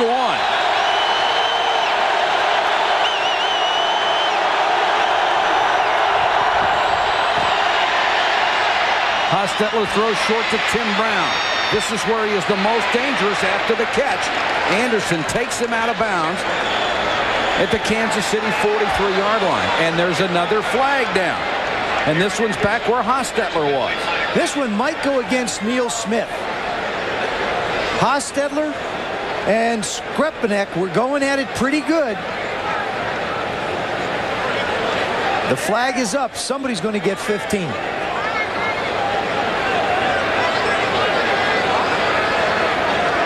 After the play was over, we have a personal foul on offense number 78 and a defense number 90. Penalties are offset. Offsetting personal fouls after the play, so the play stands. Al Davis obviously not pleased with that. And the officials trying to keep a lid on it. There you see number 78 and number 90. Little pushing and shoving. That was only the beginning of it. It continued long after the play. 4th and 8, and Gossett will come on to punt. Danon Hughes waiting at the 10. 10 men on the line for Kansas City, but they don't put the big rush on. Gossett again goes for the corner. Got very close, but didn't make it. A 43-yard punt, but a net of only 23. Timeout, 11:18 to go, 3rd quarter. Still 7-3 Kansas City.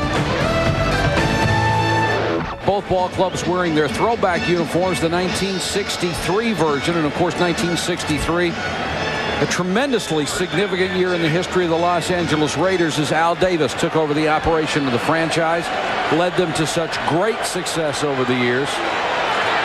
Things have been a little lean in the last few, trying to get the Raiders back to where they have been throughout the years.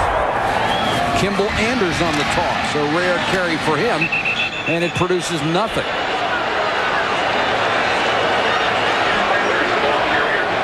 These teams playing each other tonight for the 68th time in this series, and as a player or coach, Art Shell has been involved in 55 of them. Lately, as a coach, he has not done too well. In fact, never won here at Arrowhead.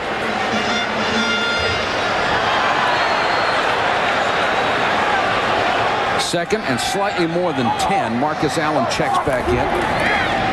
And he'll get the carry on the delay. Marcus Allen running hard across the 30, and I think this will come back on a hold. Rob Fredrickson, the outside linebacker. The reason there was so much space out there is somebody had a great grip on Fredrickson. I'll tell you, the Raider defensive line has done a great job. Their front seven is just shutting down everything the Raiders want to do when it comes to trying to run the football. Holding. Offense. Number 87. Penalized 10 yards. Repeat the down. 2nd down. Tight end Tracy Green, all 282 pounds. There he is right there. He's going to latch on and hold on to Rob Fredrickson right around his hip. He comes down. He's got him. Now he's hanging on to him. Hanging on to him. The official is right on the end of the line. He rides him all the way out. 2nd and 20. They may mark it all the way back to the 10. Draw play. Hill gets a yard.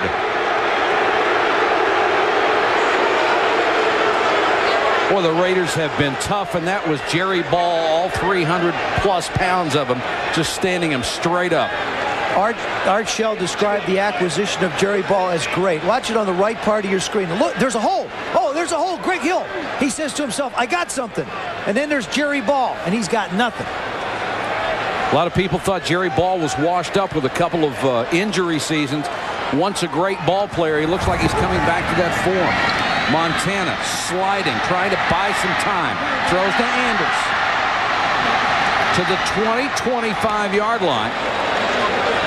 Still be well shy of a 1st down. Chester McLaughlin chased him downfield.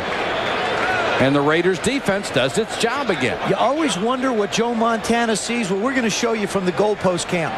As he goes back in the pocket, he's looking at the secondary, dropping back. Matchup man-to-man. The linebackers are in zone. Nobody open, has nowhere to go with the football. Comes back to the right to Kimball Anders. Manages to do a good job to get his team in punting position. And the injured player is Albert Lewis, the brilliant corner who came from Kansas City to the LA Raiders. We'll check on his condition when we come back. 9:28 to go, third quarter. 7-3. The Chiefs continue to lead the Raiders in a hard-hitting defensive battle here at Arrowhead. 9:28 to go, third period. Albert Lewis limped off the field, and that will put Lionel Washington, the man he displaced in the starting lineup, back out there. Tim Brown waiting on the punt of Louis Aguiar. Beautiful kick. Just crushed it. Brown at the 24. Got a wall. Aguiar forced him to cut back in and then hung in there and got a piece of the tackle, but a huge return, 47 yards, and the first big play of the night for the Raiders. What a great job by not only the special teams punt return unit, but by Tim Brown, showing great patience to set up the blocks. Watch the right part of your screen. He sort of cruises, sets it up. Now he breaks out. There it is. The wall's set. Watch him turn the right side. No one there. Got great speed. Aguiar tries to knock him back inside, but no one's going to bring him down. So the Raiders set up shop at the 28-yard line. And Hostetler wants it on the first play. Incomplete. Contact down there with the Rocket and Jay Taylor, but ruled incidental.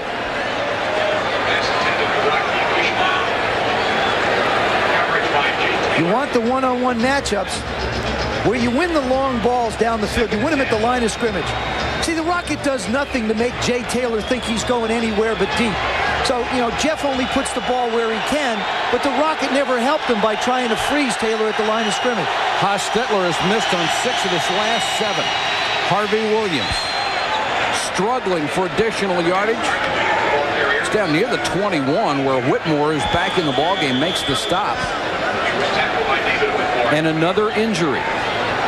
And it's Sally Amua, the 8-year veteran out of Arizona State who has had some knee problems, missed a couple of weeks and came back. We've seen a lot of guys go down tonight. The scariest looking one was Mark Collins, who was immobilized for a while. It turned out he had a concussion. Sally Amua, number 97, right in the middle of your screen. You see him go down and bent backward. It looked like somebody rolled up on the leg and then he went back over it. And we will check on Sally Amua when we come back. Timeout on the field. Back to Arrowhead in a moment. Sally Amua, the big defensive tackle, still down for Kansas City. The report on Albert Lewis, he has a knee sprain. His return tonight is questionable for the Raiders. And let's take a look at the standings in the AFC West, because this is a critical game for both of these teams in their effort to catch San Diego. The Chargers, with Stan Humphries hurt, coming back to the pack a little bit. They lost today. Kansas City win tonight would get the Chiefs within 1 game of the divisional lead. If the Raiders win, both the Chiefs and the Raiders would be 5-4, both 2 games out. Al Davis quoted earlier this week as saying, this isn't over yet. It's going to be a horse race. Somebody is coming out of the pack to challenge. He left unsaid, I think it's going to be us. Well, I think it's his football team. I think the Raiders have proven over the last 4 weeks that they're as good as anybody in the AFC. They just have beat themselves. Of course, they had the turnover on the opening possession, the interception. Since then, they've protected the ball rather well. And this has got to be a terrible sight for Kansas City. They saw Mark Collins down for a long time earlier. They've had a couple of other nicks, and now Sally Amua, who has been a big part of their line for a long, long time, is hurt. And they have some tough games coming up, especially the Chargers coming in here next week. We don't know about the availability of Humphries for that one. Then they have to go against the Browns, who are also 7-2. Then they go back to the division for a couple of games. They still have to face the Dolphins, and it all ends up Christmas Eve in Los Angeles to play the Raiders. It's not very nice to give you a Raiders game on Christmas Eve, is it? No. Merry Christmas. And Christmas Day. Yes. Rob Waltrip, who was placed inactive, the rookie, is a defensive tackle that they would have available, but he's not. So they're really thin in the defensive line, particularly a tackle, where Greg Cragen is going to have to come in. Now, Pelham McDaniels can play defensive tackle, but they have him listed for the most part as an end. That's a look at Joe Phillips. 3rd and 5. Biggest play of the game for the Raiders.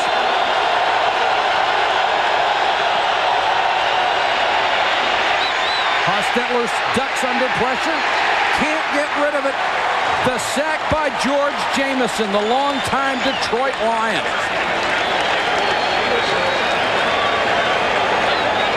That will force a field goal. A lot of respect for Jeff Hostetler's running ability. Right behind the post. He can't hide.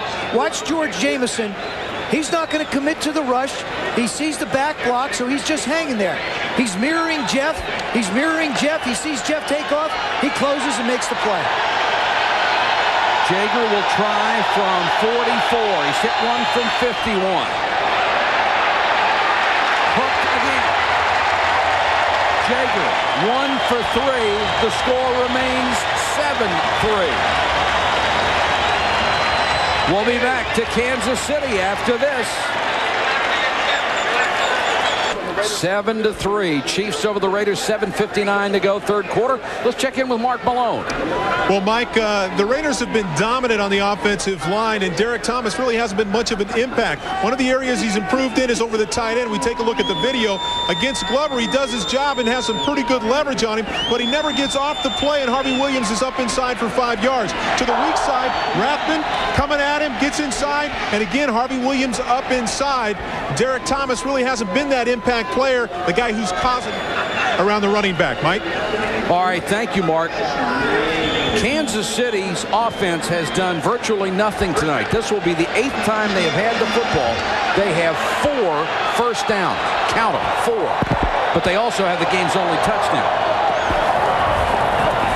Play action Montana to Kimball Anders out in the flat. He goes absolutely nowhere.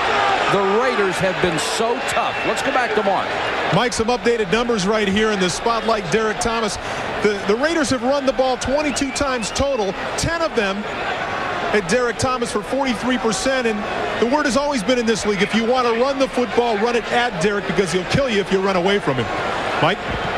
Boy, and that's been the word on some other great linebackers. Lawrence Taylor for one of them. You try to run away, he'll just chase you down with that great speed. No gain on the pass completion. 2nd and 10. Marcus takes a couple of shots as he got to the 39-yard line. Give him about 4. Greg Biekert and Winston Moss on the tackle. You reach points in a game, Mike, where plays become critical. Not that they're going to cause a touchdown for you or a field goal position. This is a very critical play for the Kansas City Chiefs offense to at least give their defense a blow and give them a little bit of rest. They've got to get a first down here. The defense has been on the field all night.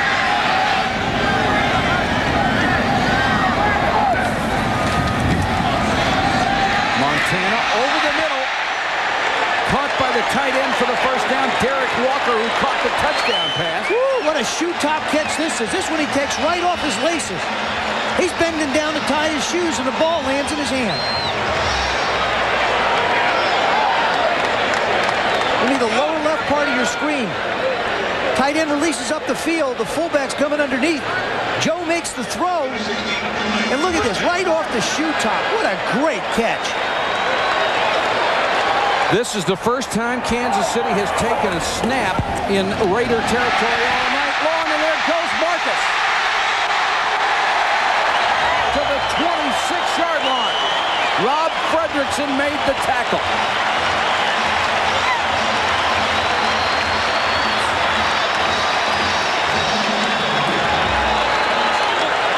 The Kansas City Chiefs on the right side.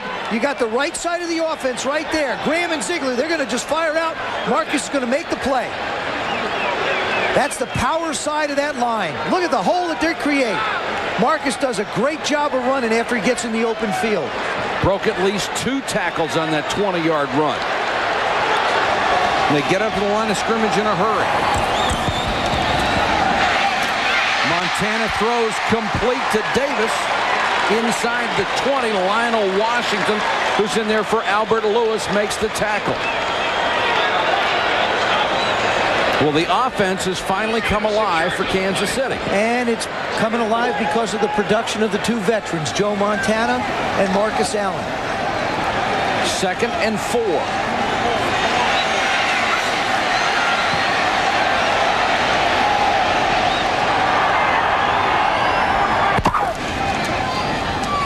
Marcus slipped as he tried to make his cut and goes down at the 20.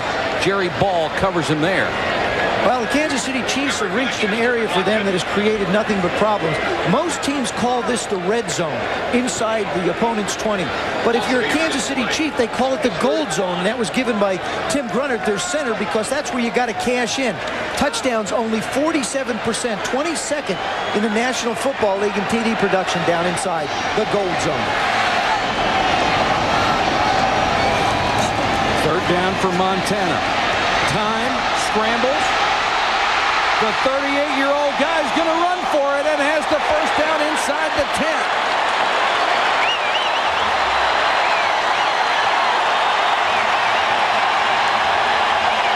You know, you talk about him 38. He's a young 38. This is one thing you just don't expect from Joe Montana. You can defend his arms, but he's never been known as a scrambler. But here he just tucks it down. He sees the man-to-man coverage. And you can see he's not real accustomed at sliding, but he still manages to get down. Nolan Harrison chased him down. It's 1st and goal at the 7.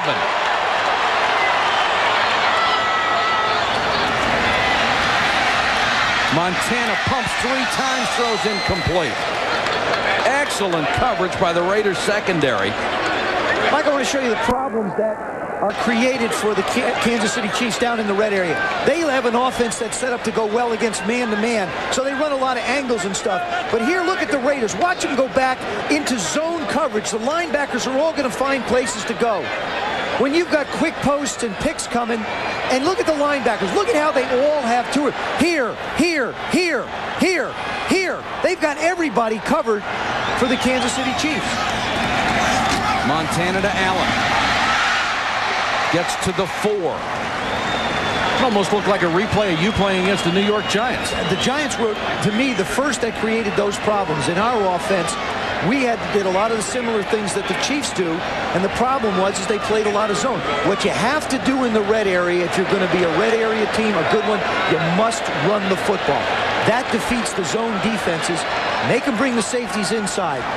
3rd and goal from the 4. The Chiefs trying to put it in for their 2nd touchdown. Anders and Allen, the backs. Allen nailed as he got to about the 1. Greg Biekert with a big hit. Decision time for Art Shell. What do you do? Oh, there's no question you kick the field goal. Absolutely no question. In this kind of a football game, every point has value.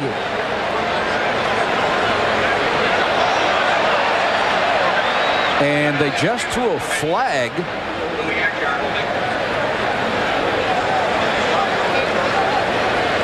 And call procedure against Kansas City.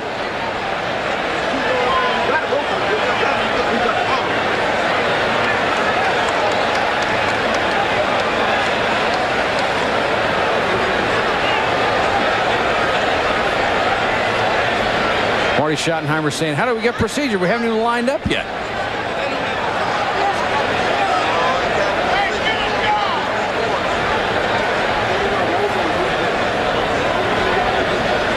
Illegal formation on the offensive team.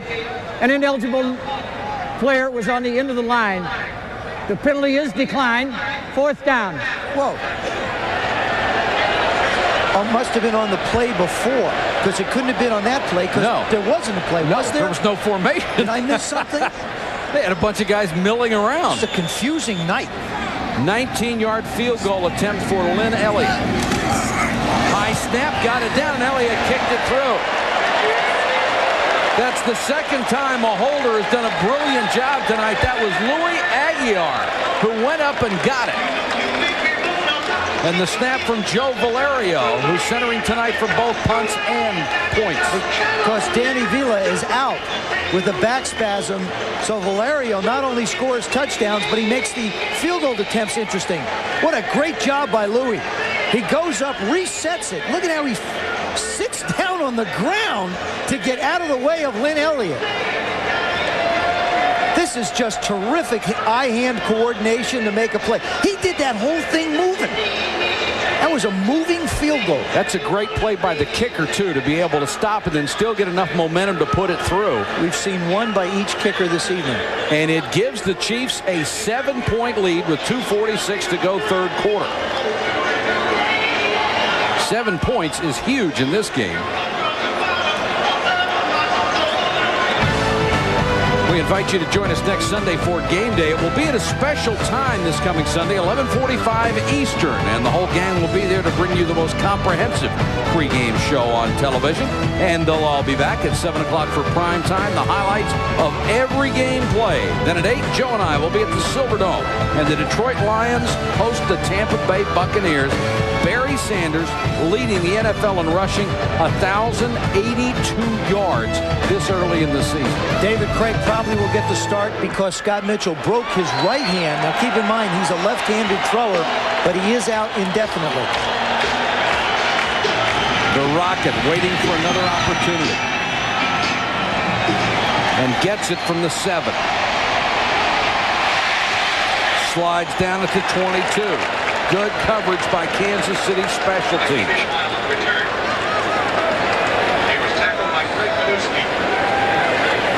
Marcus Allen getting a breather. And the scoring drive took 5:13 off the clock. By far the best drive. In fact, the only drive that Kansas City has had tonight.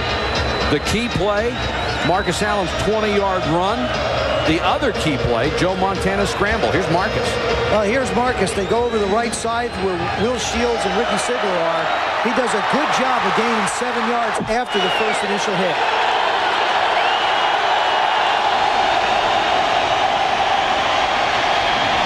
Hostetler right through the arms of David Whitmore.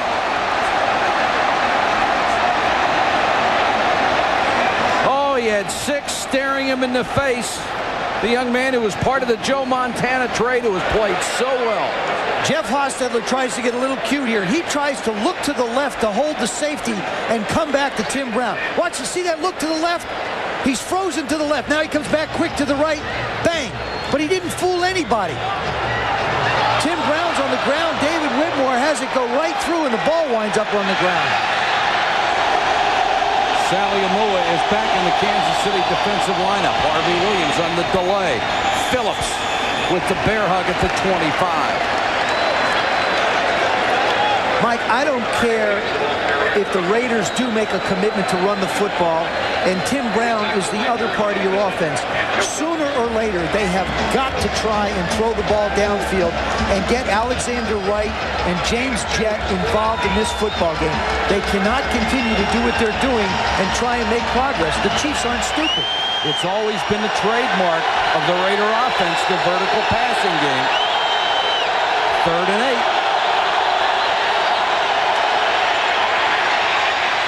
Hostetler with time intended again for Tim Brown, and Dale Carter ate him up.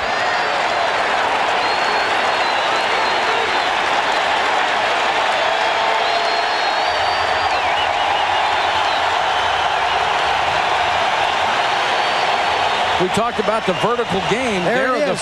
The reception's down over 20 yards. Tim Brown, 3. Rocket Ismail, 2. Alexander Wright, James Jett, your speed guys, with 1 between the 2 of them. The Chiefs make a little bit of a substitution. Dale Carter is now back to return the punt. A high sailing punt. Carter disdains the fair catch and pays for it. Never had a chance. No return after a punt of 43. Dan Land, the first man downfield to get the hit. Joe, back to your point, if you're only going to go to Harvey Williams or Tim Brown, it makes it a lot easier to play defense. Well, what it allows you to do, Mike, it allows you to play zone defense, because now you don't have to worry about a threat outside.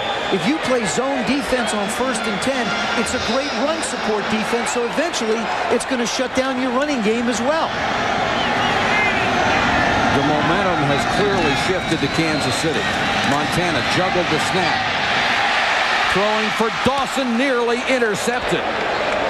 McDaniel, one of the great cover guys, ran the pattern better than Lake Dawson did. You know what I saw on that particular play?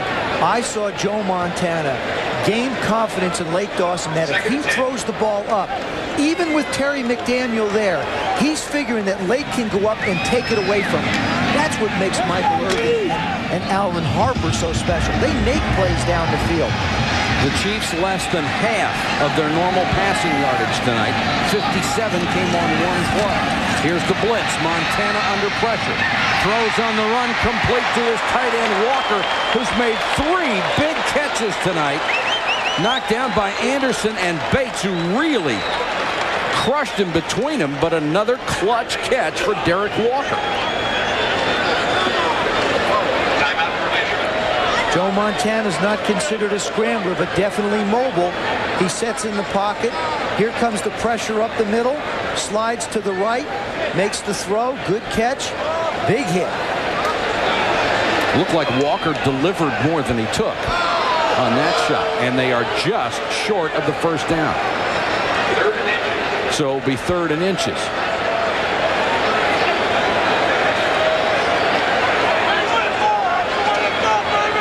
This is where I think Marcus Allen is so special. Just give him a little bit of a crease, and he's going to find a way to get the first down. Number 66 has reported as an eligible receiver. Number 66. Marty Schottenheimer says he has not begun to age as a fine wine yet.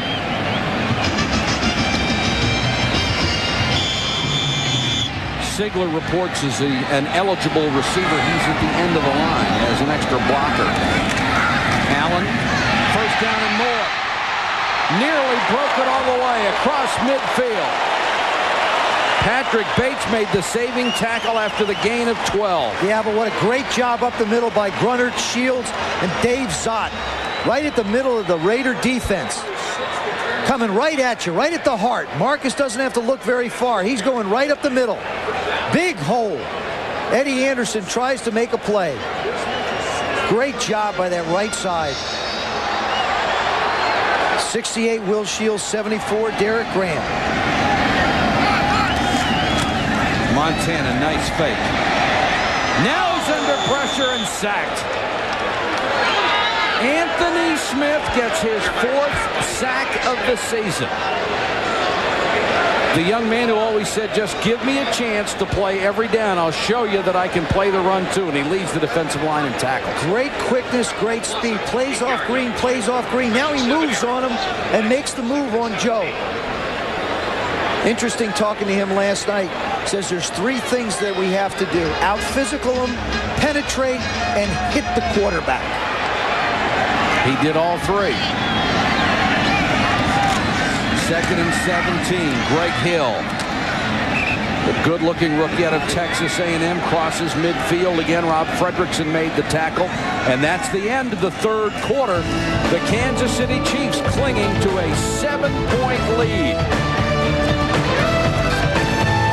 After 3 quarters, the Raiders down to the Chiefs by 7, and it's the old folks getting it done. Well, Joe Montana continues to be Joe Montana. He's making great throws. Marcus Allen picking up key first downs, making great runs up the middle. Marty Schottenheimer told us at some point in the game, if the Chiefs were going to win, they had to run the football, and that's exactly what they're starting to do. They're starting to run the football and make plays. They had 82 yards of offense in that quarter, only 114 in the entire first half. Facing 3rd and 12 here, though. Montana forced out of the pocket again, throws on the run. Complete, but it'll be short of a first down. The catch made by Willie Davis. Patrick Bates would not let him get to the sticks. Good throw on the run by Montana. Now Marty's got to make a decision. The field goal before was a no-brainer. Now he's got to make a decision. Remember he said it when we had him in preseason, I'm going to go for 4th and 1s. I'm going to go for 4th and 1s. But this is against the Raiders. And they are going to go for it. Now Marty wants to talk it over. So the Chiefs will burn a timeout on 4th and 1 from the 38-yard line. And with the rule changes, Joe, we have seen so much of this year. Teams deciding to go for it on 4th down. The fans have cheered for decades. Go for it. And the teams have certainly responded this year. Well, your defense is playing good football. The Raiders have only scored 3 points. That's one factor to consider. The other thing is you're on the 38-yard line. If you punt the ball, it goes in the end zone. You wind up only netting 18 yards. And the Raider defense is 25th. Make it 24th in the NFL, or the Chiefs 24th, but the Raiders are 25th on defense. So who's got the advantage there? Neither one of them have been very good in that situation. I say you throw all statistics out at this point. What you do is you take a look at the way your offense is doing. They've got some momentum. You don't want to take it away from them. You have to go for it. This is a gut check. All short yardage is, Mike, is desire. It's desire and attitude on both sides of the ball. Well, we'll find out right here who has the most on 4th and 1. Chiefs already up 10-3.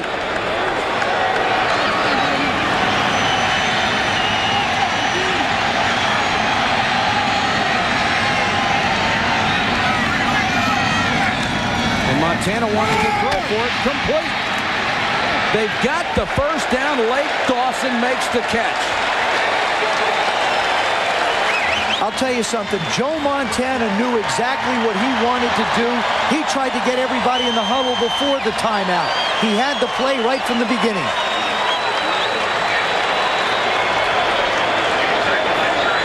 Sprint to the right. Little sprint out. Lake Dawson out in the flat. Know exactly where you have to get to. Get a yard past the first down mark and make the play. They drove him back, but not before his progress had the first down. Marcus Allen tries to cut it outside. Nice play by McLaughlin to get a piece of the ankle and slow him up so Nolan Harrison could make the tackle. 2 yards on the play. 2nd and 8. In the second half, 55 yards from Joe Montana. Marcus Allen, 40 yards rushing. A major improvement over their first half numbers. 2nd and 8. Raiders show blitz, and they come. Montana with a deep post for Davis, and it's knocked away. Well, you just can't throw the ball where Terry McDaniel is going to be because you're not going to complete it. He has so many different ways of covering people one-on-one. Sometimes he bumps them at the line. Sometimes he plays off. On this particular play, he's off of Willie Davis, but he's looking at Joe Montana. The break is made. He closes on the ball. He figures I have as much right to it as you do. What a great defensive back he is, and I mean great. He is just superb. 3rd down and 8. Montana Allen. Marcus Allen to the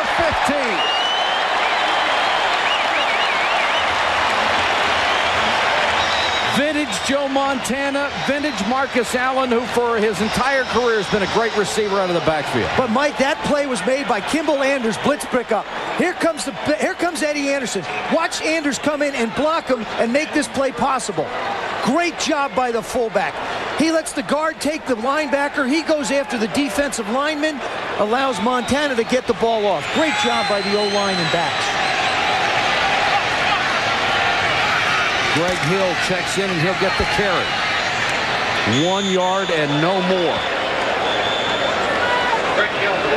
So once again, the Raider defense faced with the task of keeping Kansas City out of the end zone and trying to force another field goal. The Raiders did something very unusual. They tried to blitz Joe Montana. When I talked to Paul Hackett yesterday, the offensive coordinator, he said, we just don't see a lot of blitzing because people are afraid to come after Joe. That's why. But Archell made the decision to go after it, and Paul made a good call on it.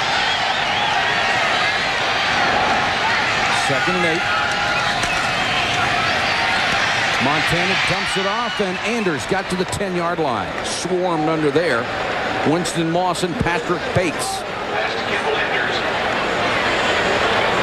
He was tackled by Patrick Bates. This is a very interesting situation for the Chiefs, in so that if they do get 5 yards in the first down, they can probably burn another 4 minutes off the clock. If they want to try and drive a spike through the Raiders' heart, they can go into the end zone and try and get a touchdown. 3rd and 5.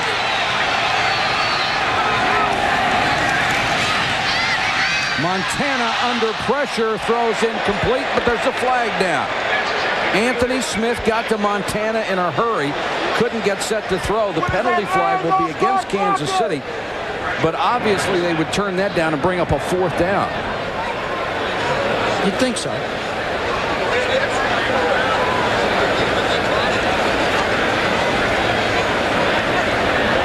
Holding. Offense. Number 66.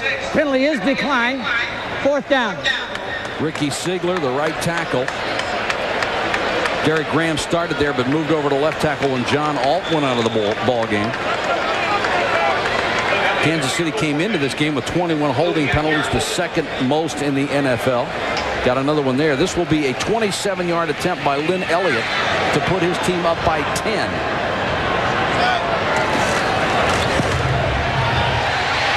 And it's good. So twice Kansas City has threatened to get touchdowns deep in Raider territory. They've had to settle for field goals, but they lead by 10. ESPN Sunday Night NFL is brought to you by Sylvan, 100% cotton, no wrinkle clothing. By the new Passat VR6. And by Taco Bell, featuring the fully loaded 7-layer burrito. 11 minutes, 13 seconds to go in the ballgame. 13-3, the Chiefs. And 11-13 may sound like a long time, but it's not the way these offenses have run tonight. They've taken a long time to get anywhere. Line drive kick for the Rocket. To the 26-yard line, horse collared there. Danon Hughes downfield. Sigler gets called for holding. Montana gets knocked on the ground, and Alex Gibbs, the offensive line coach, is letting the offensive line know that they've got to do a better job. In particular, they're giving it to Ricky Sigler and saying, you've just got to get it done. With Alt out of the game, they've got to count on him to make plays in the offensive line. The Raiders offense has got to produce. They need 2 scores in the last 11:05.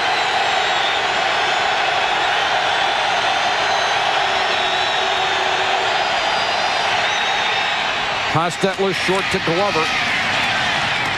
Simeon in on the stop, along with Doug Terry. And Derek Thomas also over there. He was tackled by Doug Terry. Gain of 5 yards on the play. 2nd and 5. Gain of only 5.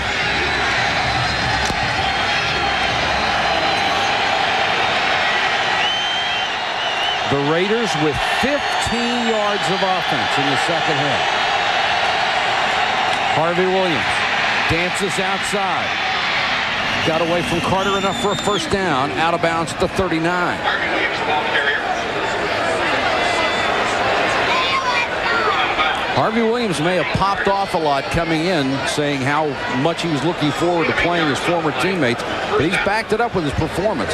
I'll tell you, both of them have. I think the Kansas City Chief defense has done an excellent job, and Harvey Williams has certainly backed up everything he said, like you mentioned, Mike. 24 carries, 93 yards, going for his 3rd straight 100-yard game.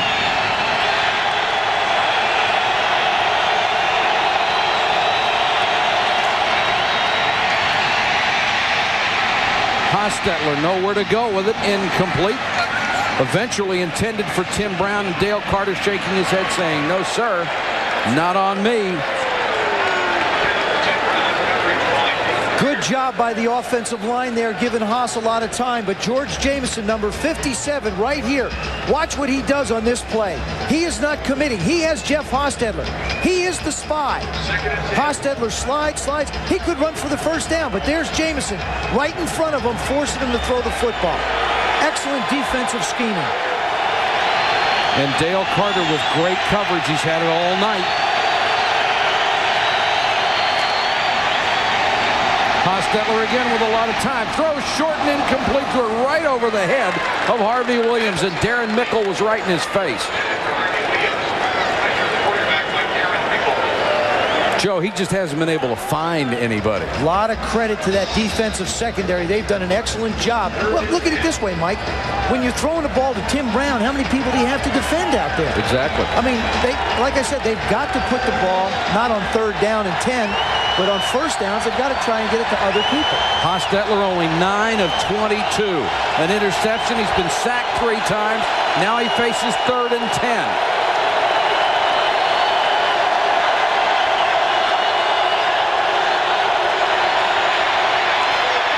Time to throw again, and completes this one to Brown. Then he bobbles the ball and dropped it. Would have been a 1st down at the 49-yard line. And for one of the few times, Tim Brown had a ball in his hands and couldn't hold it. Yeah, but give Dale Carter an awful lot of credit. He timed this hit absolutely perfect. Carter's backing off. They're in a zone. They're playing a soft zone. He slides back. Brown does a nice stutter step, accelerates out. Excellent throw, but just as he's in the air, he knocks it away from him. So when the ball's on his chest, he loses it. The Raiders will have to punt it away. Low line drive. Gets the bounce. Hughes picks it up at the 20. Cuts it back. Nearly broke it. Got out to the 25-yard line. Wes Bender made the tackle, or he might have gone another 30. We'll be back to Kansas City right after this. 13-3 Chiefs. 32 left in the game. We've seen where people have run tonight. We've seen where Jeff Hostetler has thrown the ball. Let's take a look at where Joe Montana's thrown it tonight. There he is. That little receiver makes a great catch. There they are. Running backs. 10 of 11. You'd only expect 58 yards. Tight end. These are the big ones right there. He's throwing to the wide receivers sparingly because the Raiders have got such great corners. May as well stay away. And Derek Walker's done a heck of a job with Keith Cash out with an injury. Montana to throw on 1st down. Sideline and wide for Lake Dawson. Dawson playing tonight, getting a start because J.J. Burton has some cracked bones in his lower back and maybe out a couple of more weeks. That ball just absolutely slipped out of Joe's hand. Just squirted right out, high, hard, and away.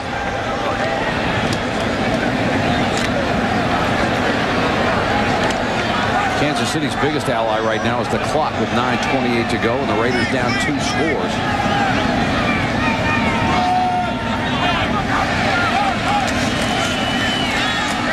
Greg Hill trying to get outside and can't. Fredrickson makes the big tackle.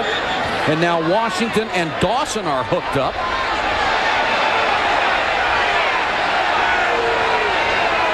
Yeah, I guess I'm having a little problem with the consistency of the flags. There was a case where Lionel Washington threw a punch and there wasn't any flag. Not that you can penalize whoever you want, but they've had offsetting penalties before with flags. Now they don't have one. This is the Raiders and Chiefs, I guess. Dawson locks up with Washington, trying to do a job, block him. He grabs his face mask, and nothing happens. 3rd down, Montana throws incomplete. Contact on the play, no flag. Lake Dawson again covered by McDaniel perfectly. Man, if there's a better corner in the league, they're separated by very thin margins, let me tell you. Well, you watch McDaniel and Darrell Green. Eric Allen. Yes, sir. Guys like that who are just incredible defensive backs. Brown waits at the 35. This is the 7th punt for Kansas City. And they certainly didn't run much time off the clock on that possession. Aguiar hits another gorgeous shot. Brown all the way back to the 22. Returns just across the 30, 9 yards after a 52-yard effort from Aguiar. 8:48 left. The Raiders need something on offense. 8:48 left. The Kansas City defense has held the Raiders to 3 points and lead by 10 in a game that would move them to within 1 game of the lead in the AFC West. The Raider offense, it's been a two-man show. The rest of the team with 23 total yards. Williams on the receiving end of that one out to the 34. This is a must drive for the Raiders. They've got to get something out of here, whether it be a field goal or a touchdown. They've got to get in a position to put some points on the board with 8:30 left in the game.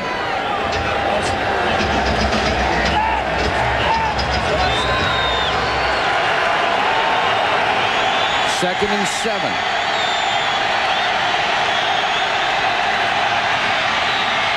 Hostetler to Harvey Williams again. Same thing. Short game. Falls down on the catch. Picks up another 3. Kansas City Chiefs figuring out, well, if the Raiders want to throw short, we'll let them throw short. There they are. 1, 2, 3, 4. They create an umbrella. They make them throw out here in the flat. And that's exactly what's happening. They're taking away the deep stuff, taking away the middle, making them throw 4-yard passes to the flat. 3rd and 4.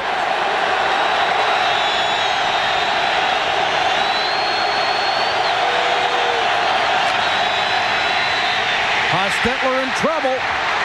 Neil Smith wrapped him up and then got help from Sally Amoa.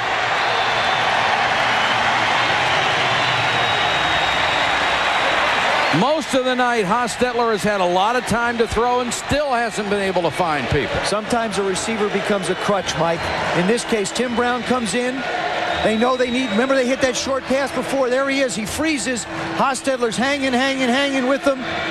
Sorry. Neil Smith just keeps on coming. Just tosses Skrepnik aside. So they'll have to punt it away with 7:18 to go in the ball game.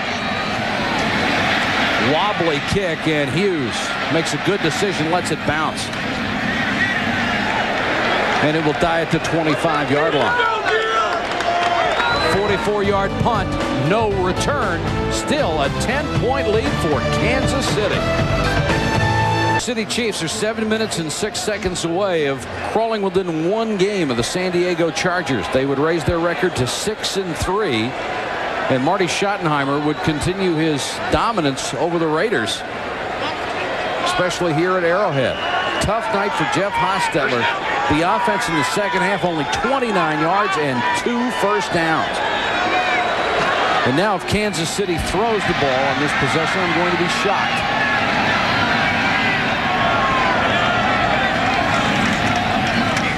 Hill gets about 3. Interesting with Greg Hill carrying the football. Paul Hackett, the offensive coordinator of the Kansas City Chiefs, in a meeting this week, told his young guys, Lake Dawson, Greg Hill, your rookie season is now over. We need you to make plays. We don't have Keith Cash. You've got to make a great play for us somewhere in the game. And he's counting on his young guys to come through from this point on the rest of the season. Greg Hill, not your typical first-round draft choice. He didn't come into this club with an ego. He said, I'm just here to learn and do what I can. 2nd and 7, he'll get the call. Wrapped up at the 30, so it'll bring up about a 3rd and 5 and more pushing and shoving. And the officials reach in to separate the player. Greg Beekert tied up with Dave Zott. Clock working its way towards 6 minutes. It is a 10-point Kansas City lead. The Raiders, if they lose this game, would fall to 4-5 after scratching their way back to 500. 3rd and 4, and now Montana may have to throw it. Here comes the blitz. They pick it up well. Montana for Dawson, and it looked like he stumbled at the end, and Lake Dawson a little slow to get up. So that stops the clock with 5:39 left in the game and forces the punt. And Eddie Anderson, the free safety, was on the coverage that time. The key for quarterbacks, Mike, is to create a passing lane. On this particular play, look at what the offensive line does. See that out to the right? Right there, Montana has a place to throw the football. He's got a lane right through the middle there to be able to make a play. Aguiar with that one-step punting motion kicks to Brown from the 26. No place to go this time. Excellent coverage. Monty Groh, one of the first players down, a return of 5 after a punt of 43. Hope you'll be with us tomorrow night because we'll have NFL Prime Monday for you at 7:30 Eastern. Mike Tirico, Joe Theismann, and Phil Simms. And they'll be talking about the game between the Giants and the Cowboys, the Monday night shootout. Live reports from Texas Stadium with Pam Oliver. Ron Jaworski will be there with the NFL Playbook. And downtown, Julie Brown goes backstage with Troy Aikman. Prime Monday, 7:30 tomorrow night. We are far from done here with 5.5 minutes to play. The Raiders' sleeping offense, trying to get something started. Hostetler over the middle of Brown, spins away from the big hit from Doug Terry and has it out to the 48-yard line. Gain of 17.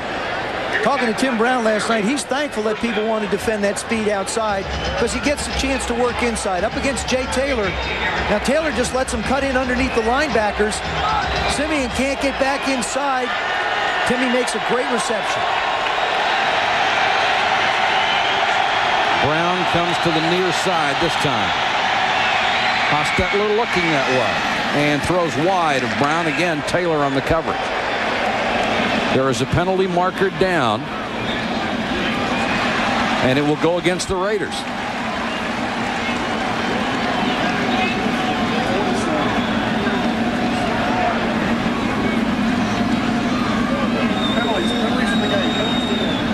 Holding. Offense, number 76, 10-yard penalty. Repeat the down. First down. That's Steve Wisniewski, who's gone to 4 straight Pro Bowls. Just a tremendous offensive guard. Flag for holding on that one.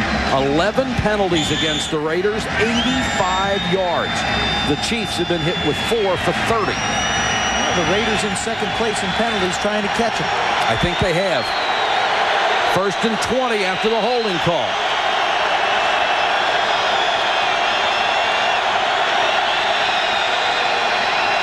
And movement along the offensive line. Skrepenak jumped early. You know, it's interesting, Mike. I think that's the third time offense they've simulating had the start of the snap. Yes. It's like they do one, 5-yard automatically they get another first down. That's the 12th penalty called against the Raiders, at least accepted. There have been a couple more that have either been offsetting or not taken.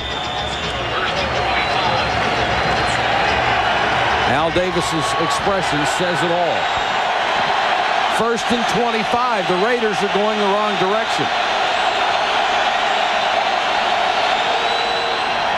Big rush. Screen to Williams. And Williams falls down. That may have cost him 10, 15 yards. Had blockers in front. Good call against a big rush. Excellent call. They had the zone set up. They got some people out in front of it. Harvey just slipped. 2nd and 22. Look at the clock. 4:27 left.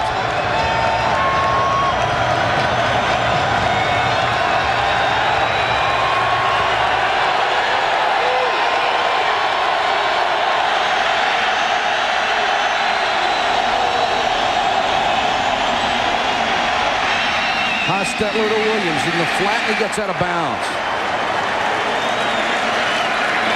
Jay Taylor makes the tackle. Harvey Williams and Tim Brown, I can't even say they've been the primary targets for Jeff Hostetler tonight. They are the only ones, except for one pass thrown to Andrew Glover. Early one to Rathman early in the game. Right, that had to be a mistake. Harvey getting the chant from the Kansas City crowd. It's 3rd and 17. They can't go with the short stuff here.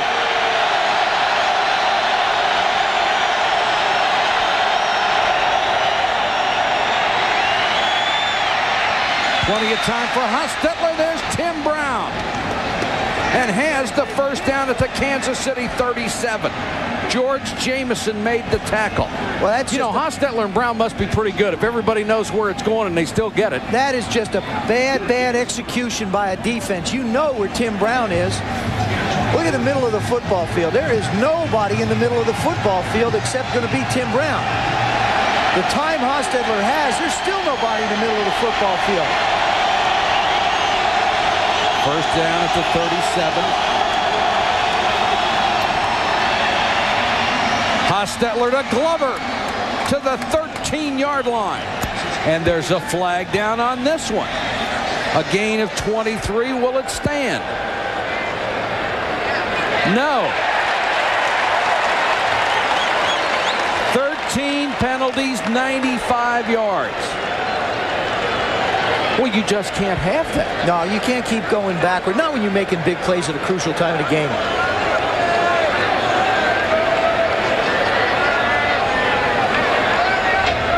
Illegal shift.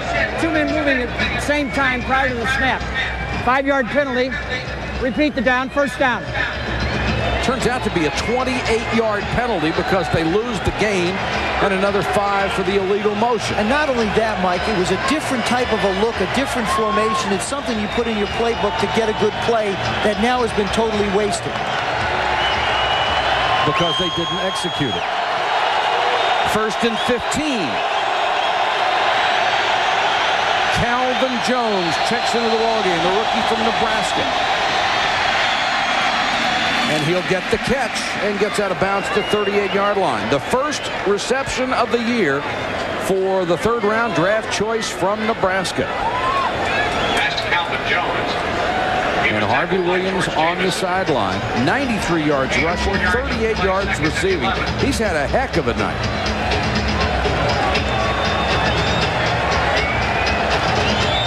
So why is he on the sideline with 3:13 to go? He needs a little rest.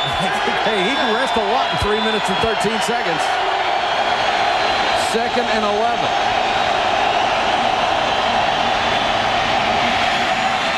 Hostetler completes this one to Glover, and Glover is very close to having another first down. At the 26, Tracy Rogers makes the tackle. Well, Kansas City will give him a lot of the short stuff because it's really eating up the time. And now the Raiders trying to go hurry up. And Kansas City trying to get his players off the field. And now the Chiefs will call a timeout. They did not have the defense set. Timeout, Kansas City.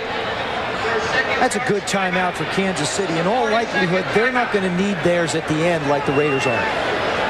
Let's go to Mark Malone on the sideline. Mark? Well, Mike, we've just about chronicled everything that Derek Thomas has done tonight. But the one thing we haven't talked about is his pass coverage. Just take a look at the impact he has when he drops into pass coverage. Here he gets underneath the hook against Alexander Wright, takes away the hook, forces Hostetler back late, and almost causes the near interception by Whitmore. But the most important fact that he's been in this ball game so far is the double teaming he's received. It's taken people out of the pass routes, Joe, and that might be why Hostetler hasn't been able to throw the football downfield to backs or to Glover until recently when Derek Thomas was back in coverage. Mike? Joe, what do you think of that? I agree with Mark. Right on it. I think Mark hits it absolutely right. He has such a profound effect on other elements of the game with two people being committed to block him. You take out an entire back out of the backfield, which is taking away underneath coverage and allowing the deeper passes to be completed. DT. First and 10 with 2:46 to go in the game. Raiders down by 10 points. They need a touchdown and a field goal to tie. Here comes the blitz. Hostetler tries to throw. The ball comes loose, and the Raiders have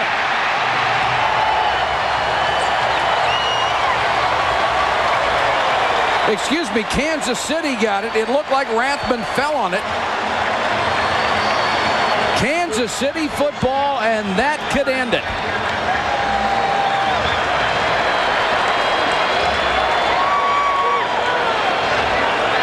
One of the rare times that the Chiefs have decided to go after Hostetler.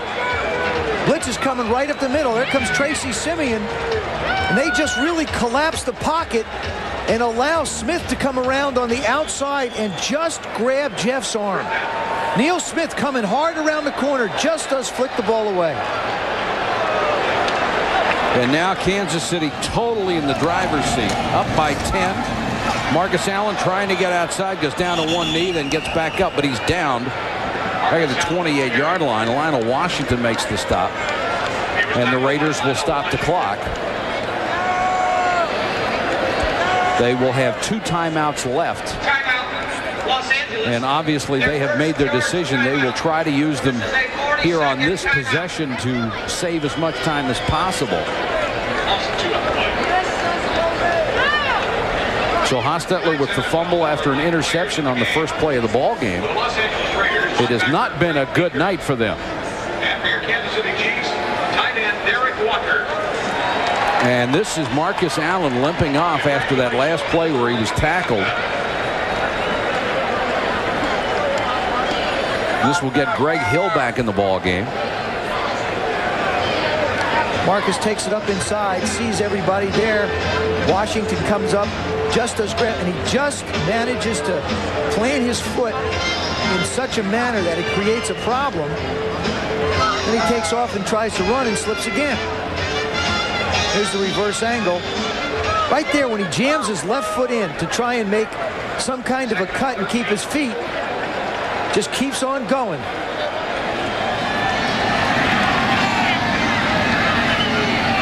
Raiders were trying to strip the ball. There's Greg Hill. Beekert throws him down at the 25. And the Raiders will call their second timeout. And one of the Raider players is down after that play. Winston Moss, the injured player.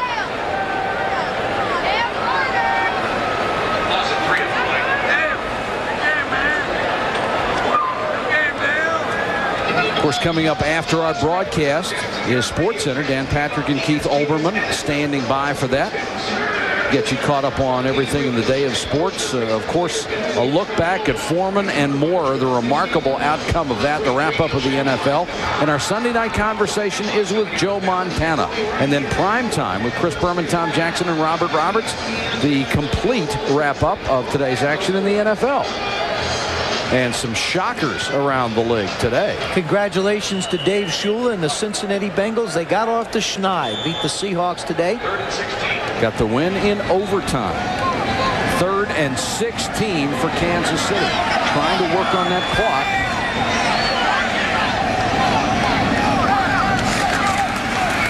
Kimball Anders.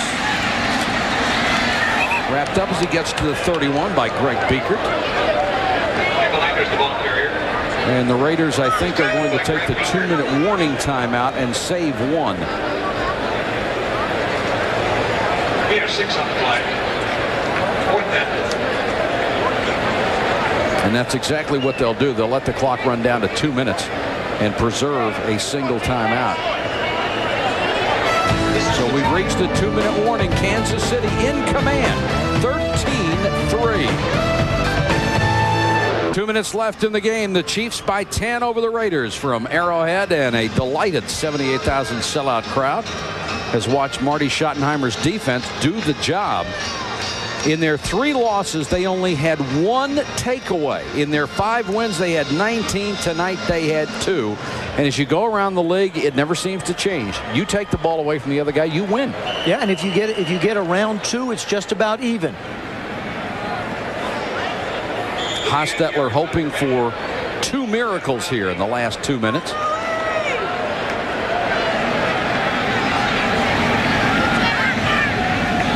Aguiar has never had a punt blocked in his career. They put a lot of pressure on him that time. And this one will roll dead at the 34. The clock will run until somebody touches that ball low. And the Chiefs doing a great job of surrounding the football and letting another 5 or 6 seconds tick off the clock. They ran 14 seconds off the clock. On a punt. On a punt. That's a pretty heads-up football. 1st down, Los Angeles. So now the Raiders with an unenviable task, especially since their offense has produced very little all night long. Now you really got to try and get a touchdown. I mean, you've got to get it up so that you can at least get yourself maybe an onside kick and an opportunity for a shot at a field goal. I would look for him to put the ball right in the middle of the football field to Tim Brown. James Jett is in the ball game. He's the real burner in this crew. Hostetler dumps it off to Williams. Williams gets a block, picks up about 10 yards out to the 44. The other thing that the Raiders have to be conscious of is they have to be conscious of trying to get to the sidelines and stop the clock. Cutting back into the middle of the football field plays right into what the Chiefs want them to do. Absolutely.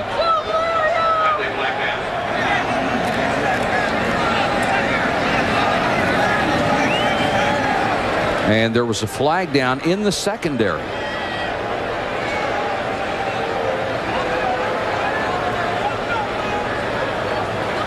Discussing the options with Hostetler.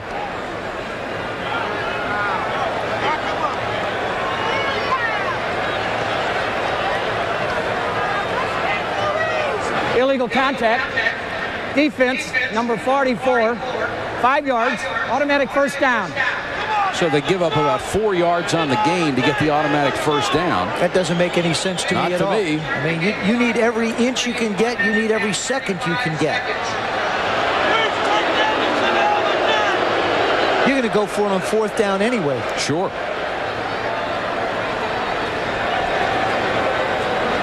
Now only a minute 30 left.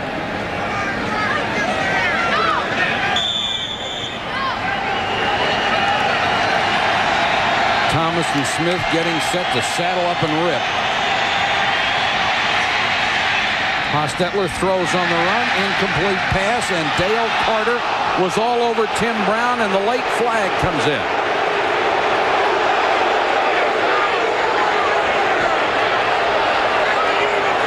Jeff Hostetler does a good job of hanging in the pocket. Marty Schottenheimer trying to tell his guys, don't worry about arguing, just get back and get set because they're in a hurry-up offense.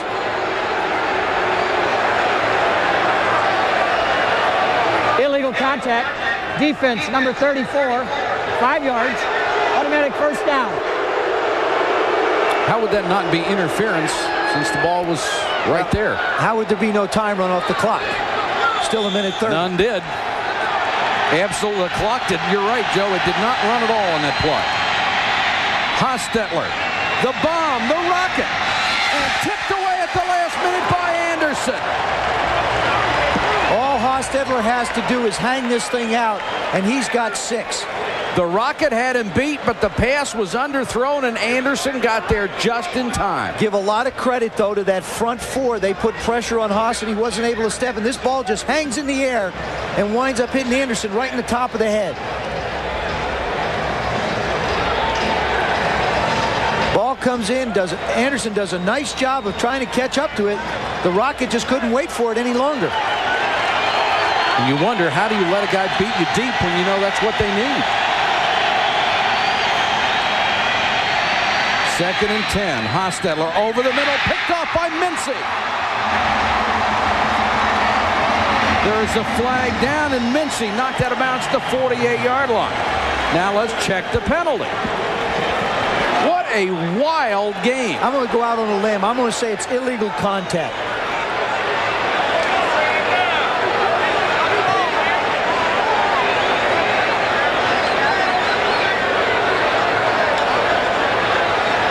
I'm going to say there are people who have hit sitcoms that aren't on camera as much as Dick Hantak. This is unbelievable. I mean, the Kansas City Chief defense has taken it as an opportunity to rest a little bit. There's no foul on the play. The contact was legal. First down.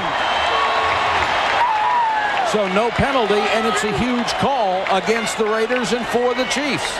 And Jeff Hostetler wants to know what the flag was for. I would too. Why is an official throwing a flag if the contact was legal? Good point. What, did he have a second chance to think about it? I mean, your eyes tell you something. I never understand it when they throw a flag and pick it up and say that, well, it didn't really happen. If it didn't happen, why'd you throw the flag? The only thing I can surmise is that another official came in and said, well, it wasn't. 16 straight wins when they forced 3 or more turnovers. That was their 3rd. And now all the Chiefs have to do is kill the clock. The Raiders can only stop it once. And Fred Biletnikoff is getting his 2 cents worth.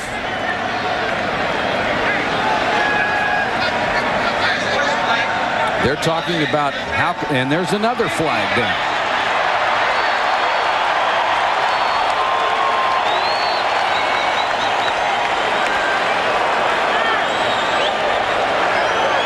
And this may be on the Raiders bench. I think Fred Biletnikoff is looking for an explanation as to how you can throw a flag and not have it happen. I think he put it in a little bit stronger terms because he got a penalty. I think he may have. But no explanation as to the call. Again. But Fred is the likely culprit. And now Montana kneels down.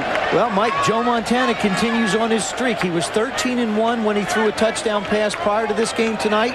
He's now 14-1 when he throws a touchdown pass. The Raiders took their last timeout with 1:08 to go. Marcus Allen had a critical 20-yard run. And a critical last play for him in this game because they do have the Chargers coming in next week. He went down, twisted his ankle. Question is, how much will that affect him as he prepares this week for the Chargers? The numbers on Montana, nothing to write home about. But certainly he authored the only big offensive play for Kansas City with his 57-yard touchdown pass to Derek Walker in the first half.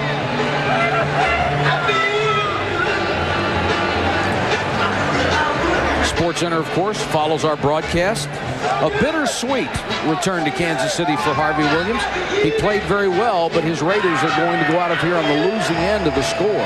Remember Mike Archell told us last night that every one of these games has boiled down to the Raiders making mistakes that have hurt them. Absolutely. That's exactly what happened. With the score at 7-3 in the third quarter after a big punt return of 47 yards, the Raiders have the ball on Kansas City's 27-yard line, run 3 plays, gain 1 yard, and miss a field goal.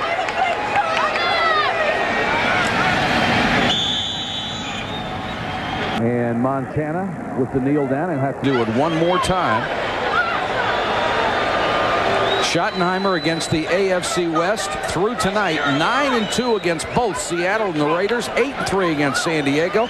The only losing record to that cursed John Elway, who has bedeviled him his entire career, whether he has been in Cleveland or Kansas City. We asked him the other night, didn't that win in Denver, wasn't that really special to you? I mean, let's get serious. He said, no, it's just another step in trying to get where we are. Now, he'll eventually look back at that and say, boy, that was some night. And Montana takes a knee, and that's it. A bitterly fought ball game between these two clubs. And Kansas City will come out with a 13-3 win. Boy, it was a defensive battle. It was a defensive battle. When the Chiefs started to run the football, they took control of the game. The Raiders had their opportunities, and they got away from them. But I'll tell you something. We're looking at a great young star for the Los Angeles Raiders in Chester McLaughlin. He is going to be something special.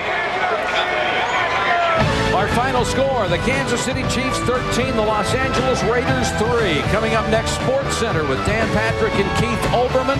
A look back at George Foreman. The wrap-up of the day in the NFL. Our Sunday night conversation with Joe Montana. For Joe Theismann, Mark Malone, and our entire ESPN crew, this is Mike Patrick. Good night from Kansas City. SportsCenter is next, right after this.